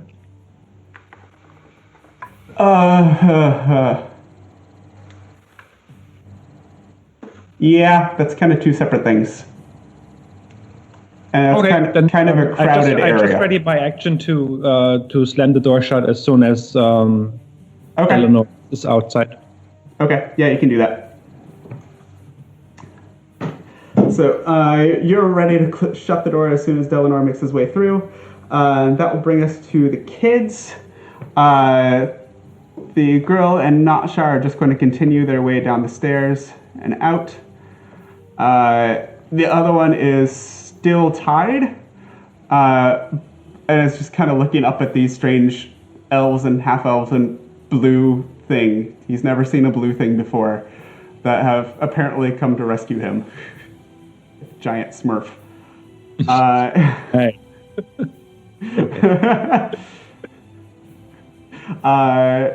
So that's the kids. That brings us up to Kumar.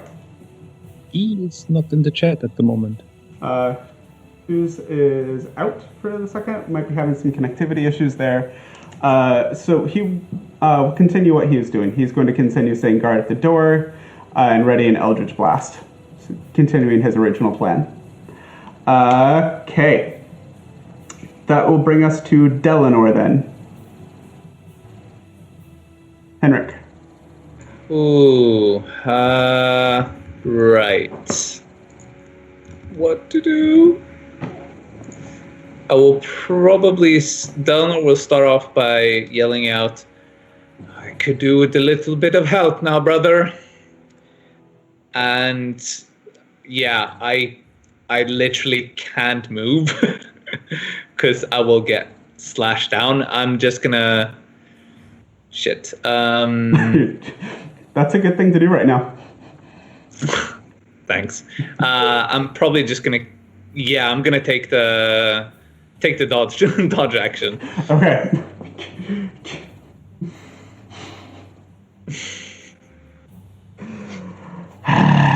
Okay, so you just raise up your shield and kind of ready yourself, seeing yourself get surrounded by these creatures. Of course. Bellinor. Okay, so I push the kid, so the kid keeps running away, and I touch my brother in the back. I cast Cure Wounds, using one charge of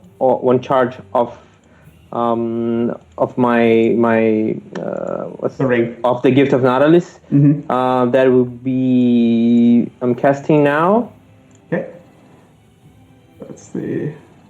So that will be 3 + 3 + 1d4.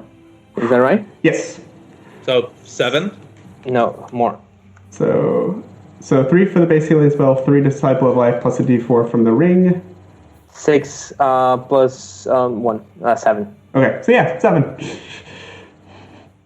And I keep, if I move, I will take attack of opportunity as well. So I will stay here. Okay. Yeah. I push the kid away, you know. Okay. Yeah, they're not smart enough to know that you just did that, so they're going to keep doing exactly what they've been doing, which will be 7 more attacks at disadvantage.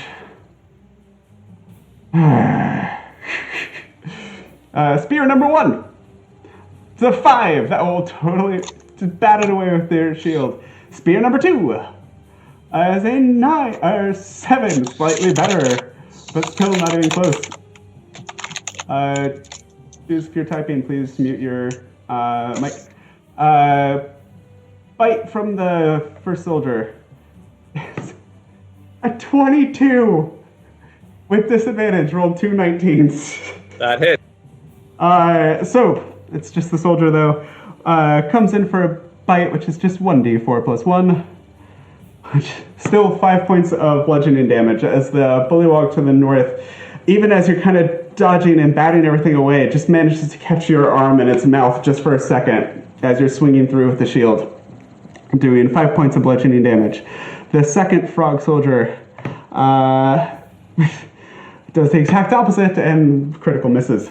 It catches the door frame next to you, actually, misjudges it so badly. The giant frog lashes his tongue out at you for a 10. That's gonna miss. The king rolls just straight because he's still on top of his mount and his kingly position. As spear comes down straight towards your face, but an 18 just glances off the shield as you bat it away again. Comes in for a bite, but is still a little bit too high up on top of his mount to catch much of anything. So yeah, that's what a paladin can do with disadvantage on all attacks against them.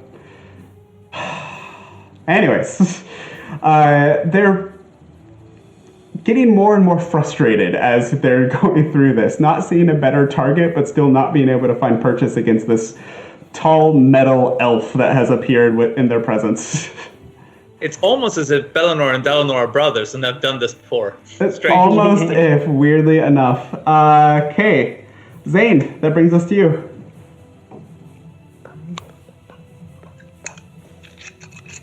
You have one kid near you that is still tied up. The other one has ridden Notshar out the door.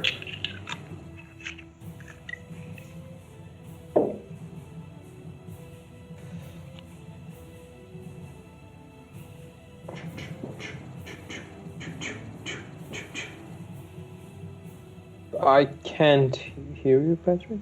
Patrick, you muted, buddy? Patrick, we can hear you. Hello? There we go. Oh, sorry. Hey, you did Henrik. Yeah, sorry for that. I untie the other child. Okay. So action is untie the child. And I'll take her with me, and I start running away as well. Okay. No need to do wild shape for that, I guess. Yeah. So you just start leading her out the door. So 1, 2, 3, 4. 1, 2, 3, 4. You can go one more square with the kid if you want. I want to go here and point towards the dog and say, "Follow the dog." Okay. So that will bring us to the kids, and the boy will do exactly that. 1, 2, 3, 4, 5, 6. We'll head down there. Nutshar just kind of looks up to you, like, "Am I still going? Am I still?" Yeah. Okay. You kind of point him off, so his, and we'll just start taking the kid further away as they're heading for the door, heading for the exit. Okay. That will bring us to Kamar. You're up. I will move back. Okay. And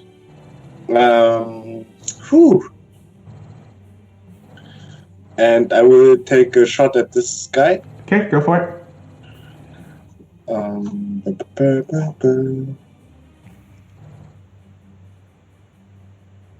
Sorry. The 11. Yeah, you try and take a shot by aiming, being careful to avoid Bellinor. You end up missing both and catch the door frame instead. There's a kind of shower of rotted wood as the energy explodes into the side of the door. Anything else? No, I don't think I can do anything else. Okay, Bellinor. I will disengage and I'll move through to the outside of the door. Actually, I'm going to move over here. Okay. Still standing in front of my brother. Okay. Yeah. Okay. That is my action, and just saying, we need to fight them off somehow. This cannot go on. I don't think we can outrun them, brother. Yeah. And that's my turn. Okay, Bellinor, that brings us to you. Yeah, I just reply, keep retreating. And I just engage as well. I move here. I go here. Okay. And I just have an arrow ready, but that's it. That is over the top of a stairway. So it's a bit of a drop. Here. Yeah. I mean, you can do it, but aiming an arrow from 5 feet lower than that is going to be difficult. No, I'm okay with that. Okay. So you're ready in a shot. No. My action was disengage, and my movement was just a cinematography. Gotcha. Okay. Do you hear this kind of croaking bellow from inside? After them. So this first one will step out and kind of keep going on through to make room, and sees what he hopes is an easier target. Is going to take a stab, literally, at Kamar. It is an easier target. 14.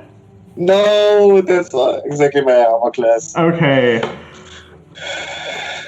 I'm not trying to kill you, but I'm so happy to hit something. It's fine. I want to die by your hand. Well, sorry. Not with the way they're rolling damage. For 3 piercing damage as he comes through and takes a stab with his spear, and is also going to reach down and try and take a bite out of you as well.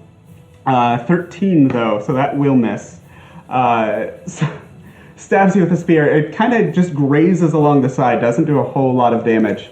And I slump back at the water. I'm just like breathing heavy because that really hurt. The second one is going to come through, and whoop, not that one. And it's not going to let me grab the thing to move him. Yes, it will. kind of seeing the easier target here, is going to do the exact same thing. So he's also going to take a stabby stab. So 15 will hit. Will hit. For 7 points of piercing damage this time. Okay. So I will, like, after he stabs me, I will, like, ram it against the wall. I will slump down to the floor. Uh-huh. And actually what happens is, like, my half-elf appearance disappears.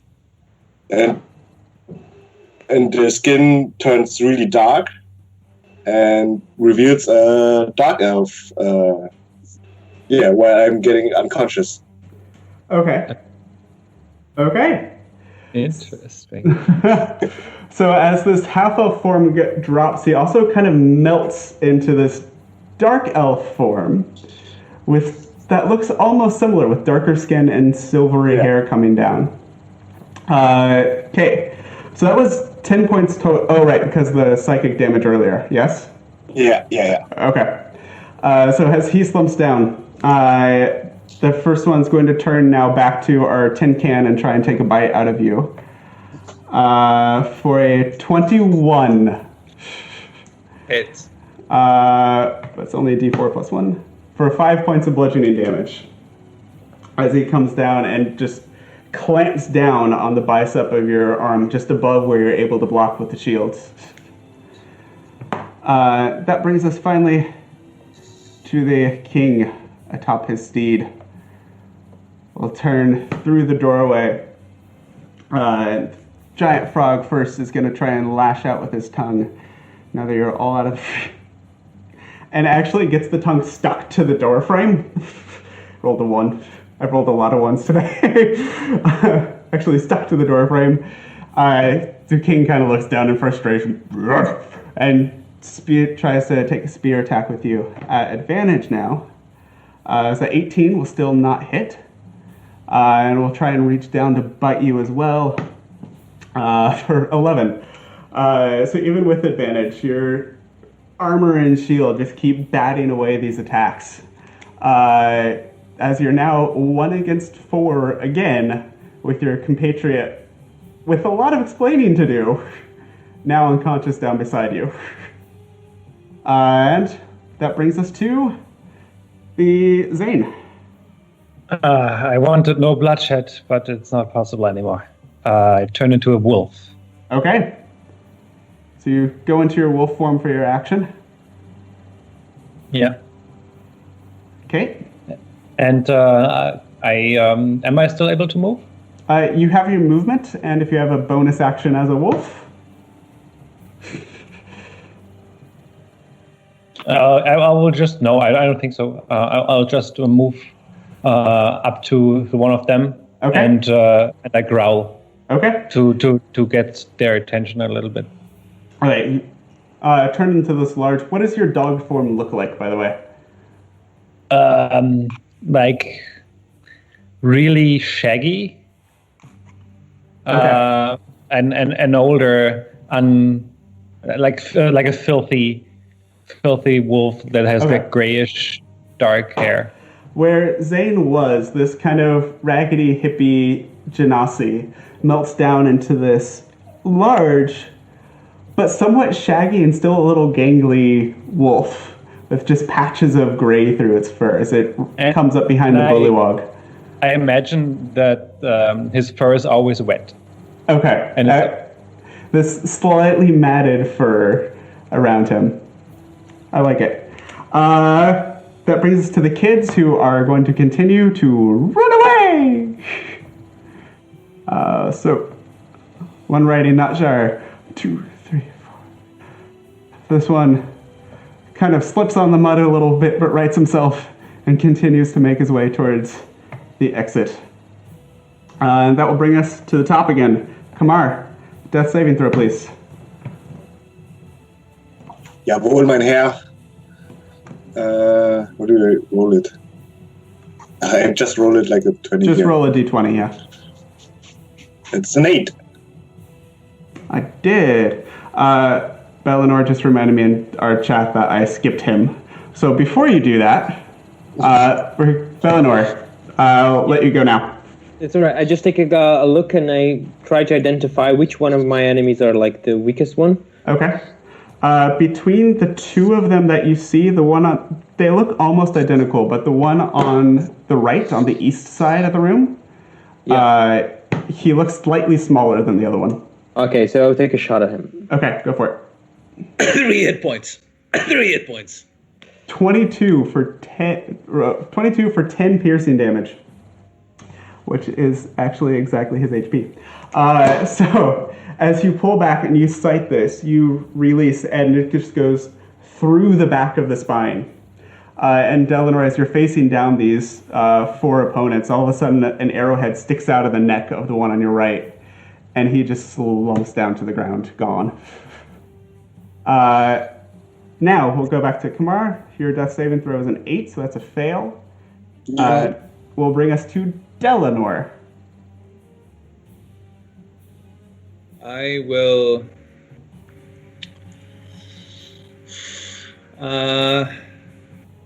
Can I attack the Frog King from where I stand right now? Yes, you can. Okay.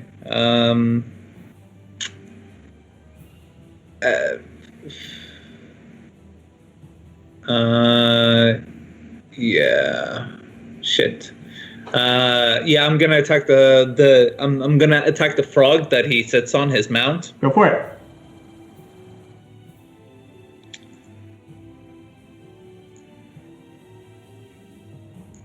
Uh, 12 will hit for 6 points of slashing damage. Great, and I'm also going to Divine Smite that. Yeah! Smite! So that adds a D8, I believe? 2d8. 2d8. Yeah.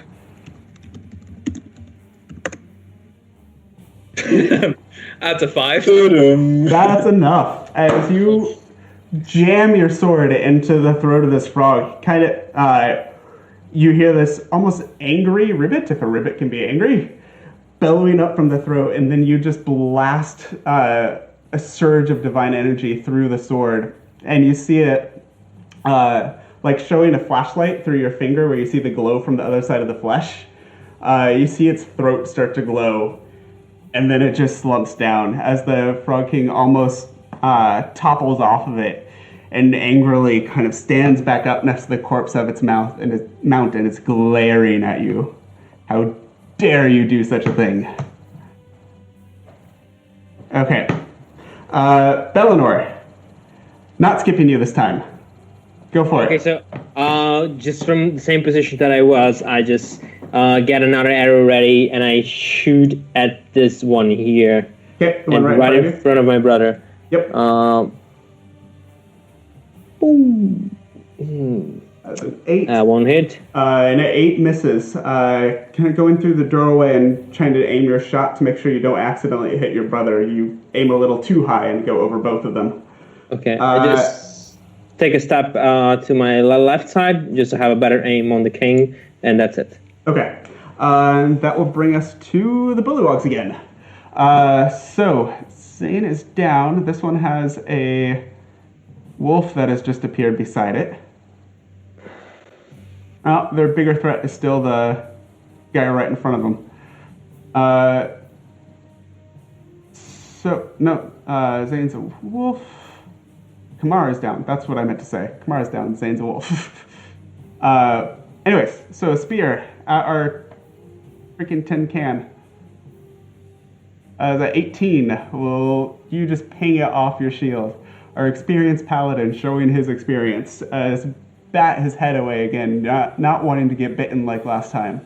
The king now rolling straight, no advantage because he's now been knocked off his mount. We'll take a stab at you with the spear. 11 is going to miss. It also leans forward for a bite, and 10 also misses. Combination of a high AC and creatures are not rolling so well tonight. You're just... It's almost like playing the old N64 games when you activate God mode, and just nothing can hit you right now. You say that, but I'm also at 3 hit points at the moment, so... one more hit and I'm down. See, now you just disappoint me more, knowing that I'm so close. As we come... Or level 2. This is true. This is very true. But you are still doing an impressive job of keeping these guys off you between your own natural dexterity and armor and help from your brother's spellcasting. So, that will bring us to Zane in wolf form. I will snap at it with my fangs. Okay. No, with my mouth, I think it's a bite attack. Yep, it's a bite attack. So...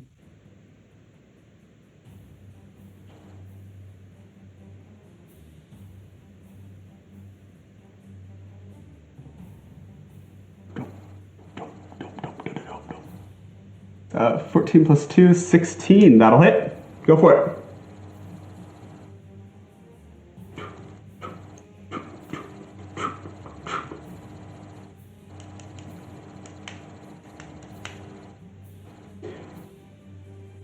Two E4 plus 2. Wow. Okay.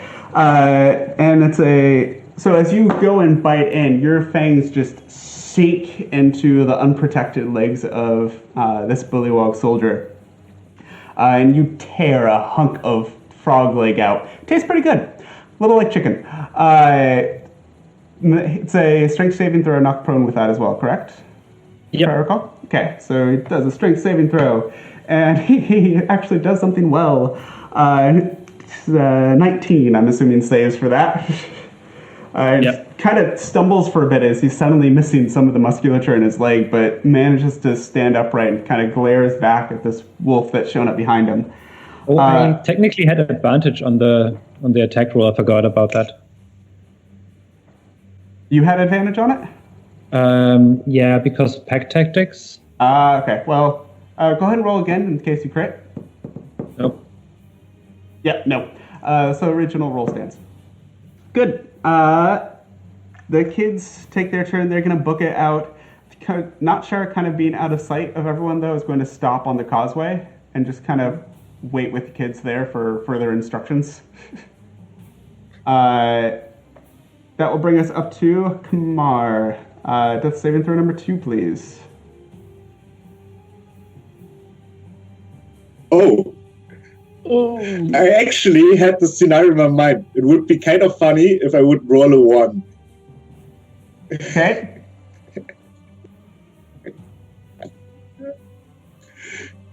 Okay. Yeah. That was unexpected. So a 1 for death saving throws count as 2 misses. So that's 3. Do you have any final words? I just open my eyes once more, and I put my hand on Delanor's leg, and I'm just like, save the children, and then that's it. Okay.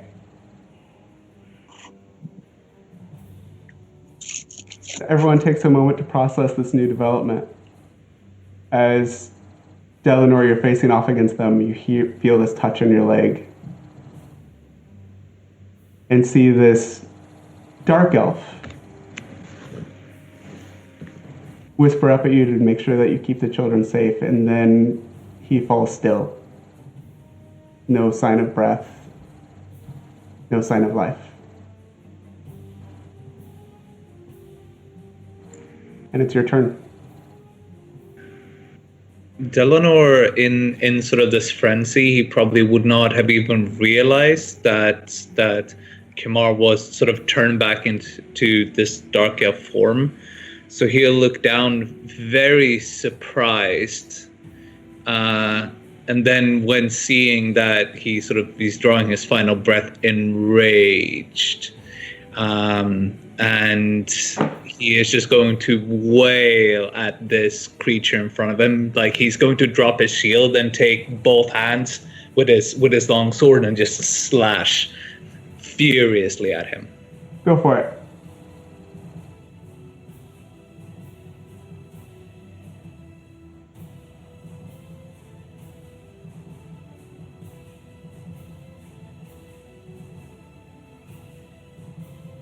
And this is at the king or at the soldier?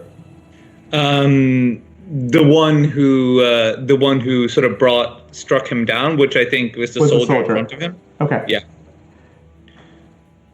So as you come in enraged, I'm going to let you describe this because that is enough. How do you take your vengeance? Yeah, I will probably, first of all, with the first strike, just slash across his hand, sort of partially take off his hand, knocking the spear out of his hand.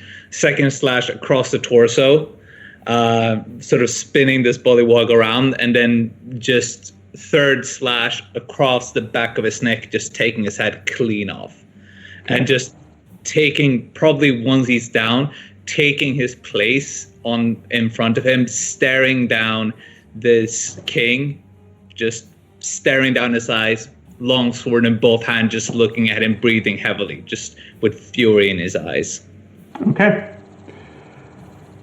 So just mechanically, you've dropped your shield at this point, yes? Yes, that's correct. Okay. Just to clarify. Bellinor.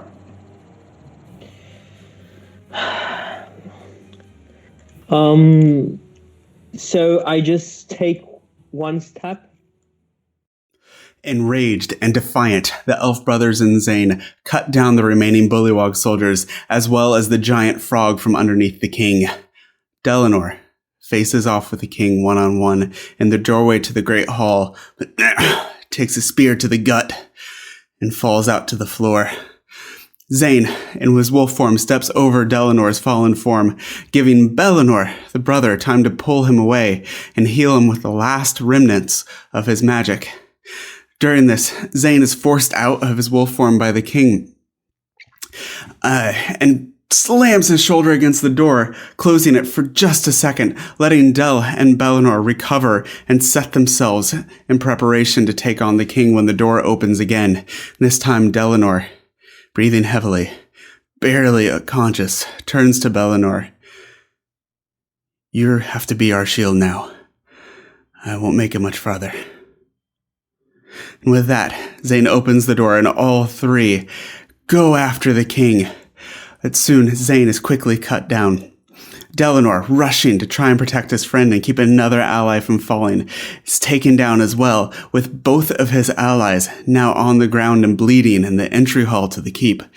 Bellinor, with his speed and bow, drags the king, kiting him out into the courtyard, taunting him, shooting and running away. The king follows, and soon it's Bellinor and the king one-on-one in the empty courtyard. But this gives Zane enough time. And through a sheer force of will, he revives himself and quickly goes over to Bellinor, takes his last good berry from earlier, shoves it into the elf's mouth, and so manages to just revive him. The two rush back out into the courtyard, and seeing Bellinor trying to go one-on-one with the giant enraged Frog King, Bellinor throws his last javelin and screams in defiance. The king turns, looks, and sees the foes that he had thought he had already taken out, and angrily stalks toward them, raises his spear and jams it into Delinor's chest past his tired defenses. As Bellinor starts to slump to the floor, the king tries to finish him off for good this time, bringing his head down, trying to bite the elf's head off. There's a flash of light as the shield of faith that Bellinor had cast on his brother just under a minute ago flashes and deflects the Frog King away before that magic fades. Zane, in desperation, seeing Bellinor fall again, calls for Notshar for aid and grabs Bellinor under the arms, starts to drag him towards the side exit from the courtyard that he'd found earlier. Bellinor comes over to their side as well, and as the three try to make their escape, the Frog King turns and starts stalking towards the tired and battered group. As the Mastiff Notshar comes racing around the corner, bounds up the steps and onto the back of the Frog King, digging his claws into his shoulders and jamming his fangs down into the Frog King's neck. And with a giant shake and a snap, The Frog King's neck breaks. He falls to the floor, the crown clattering onto the muddy stone of the courtyard. In a frantic moment that follows, Bellinor tries to stabilize Delanor, but there's just too much damage done to him, and in desperation starts searching for anything and finds in his pack a single good berry that Zane had given him earlier in the day. He shoves it into his brother's mouth, and there's a moment of stillness. Another. As Delanor takes in a huge breath and bolts upright, eyes open, the brothers hug. And once his brother is okay, Bellinor, remembering, rushes towards the keep and back into the entrance hall and sees his fellow companion lying dead on the ground and rushes up to him in a moment of realization as this is a drow. There's a mix of doubt and sorrow. In an outburst of despair, kneels over the body, takes his holy symbol, and evokes whatever powers he has left. But nothing happens. Kamar's body continues to lay cold, still on the ground. With tears rolling down his face, he cries out, "This is not fair! This is not fair!" At which point Narlis, the elvish god of life and death, appears only to Bellinor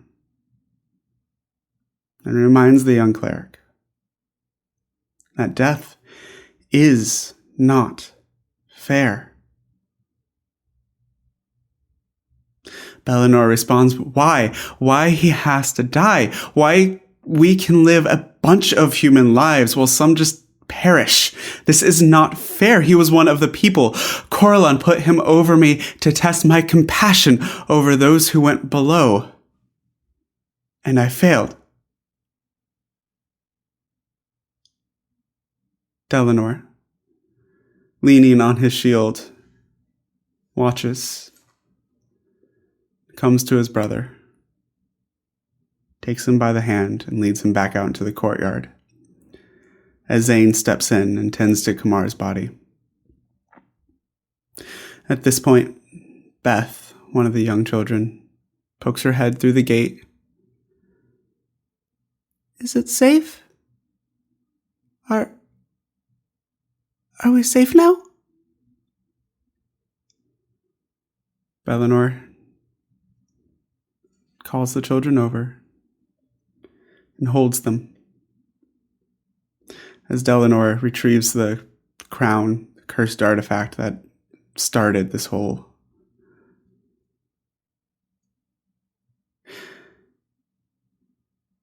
At that point, Zane leaves the keep, carrying Kamar in his arms. The once carefree, optimistic, and happy Genasi almost scowls at the children. I hope you were worth it. Leaves. The brothers, with children in tow, soon follow, and they make their way back to Ek, the dwarf hunter's camp. Immediately seeing and understanding what has happened, Ek takes the children aside and comforts them and distracts them until they're able to fall asleep. Meanwhile, the trio now make a grave in the soft earth of the swamp clearing and lay Kamar's body to rest.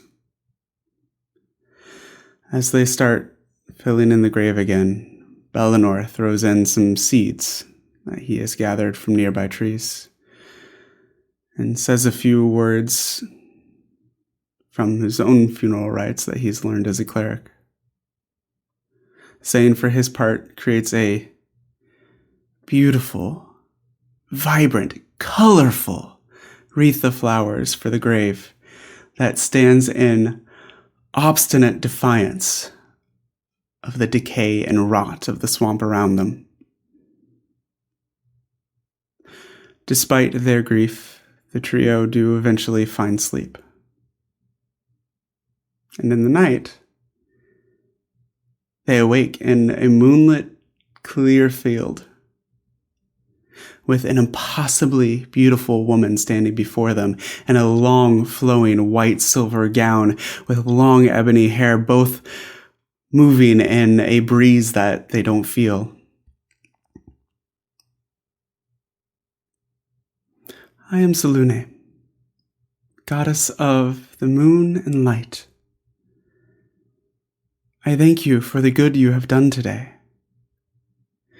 This artifact, this crown, should never have seen the light again, and if left alone would have drawn something far worse than a bullywug to it. I have a select chosen, moonlit agents, I call them, around the realm that help me to spread light to the dark places, as you have done today. The light you three carry would be a great boon to me in this task. Bellinor, not only for your healing, but your compassion.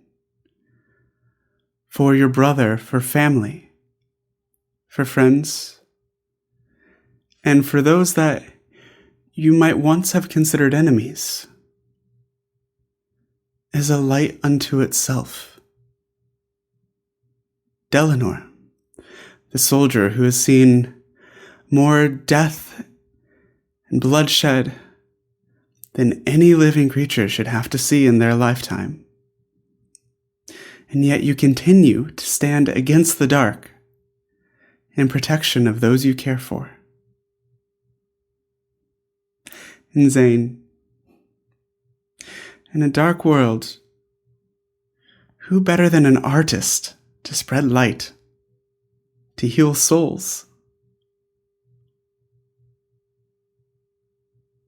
Kamar as well was a light. I knew what he was. He was an unexpected light from the deepest and darkest of places. Do not be fearful for him. His soul is at rest and under my care. He is well protected. I know you have suffered much today, but I ask you, if you are willing, to lend your strength and spread my light again. Until then, in moonlight. And with that, the sun begins to rise over the horizon. The night dissipates, and the trio awake to a new day and a new path and a new adventure.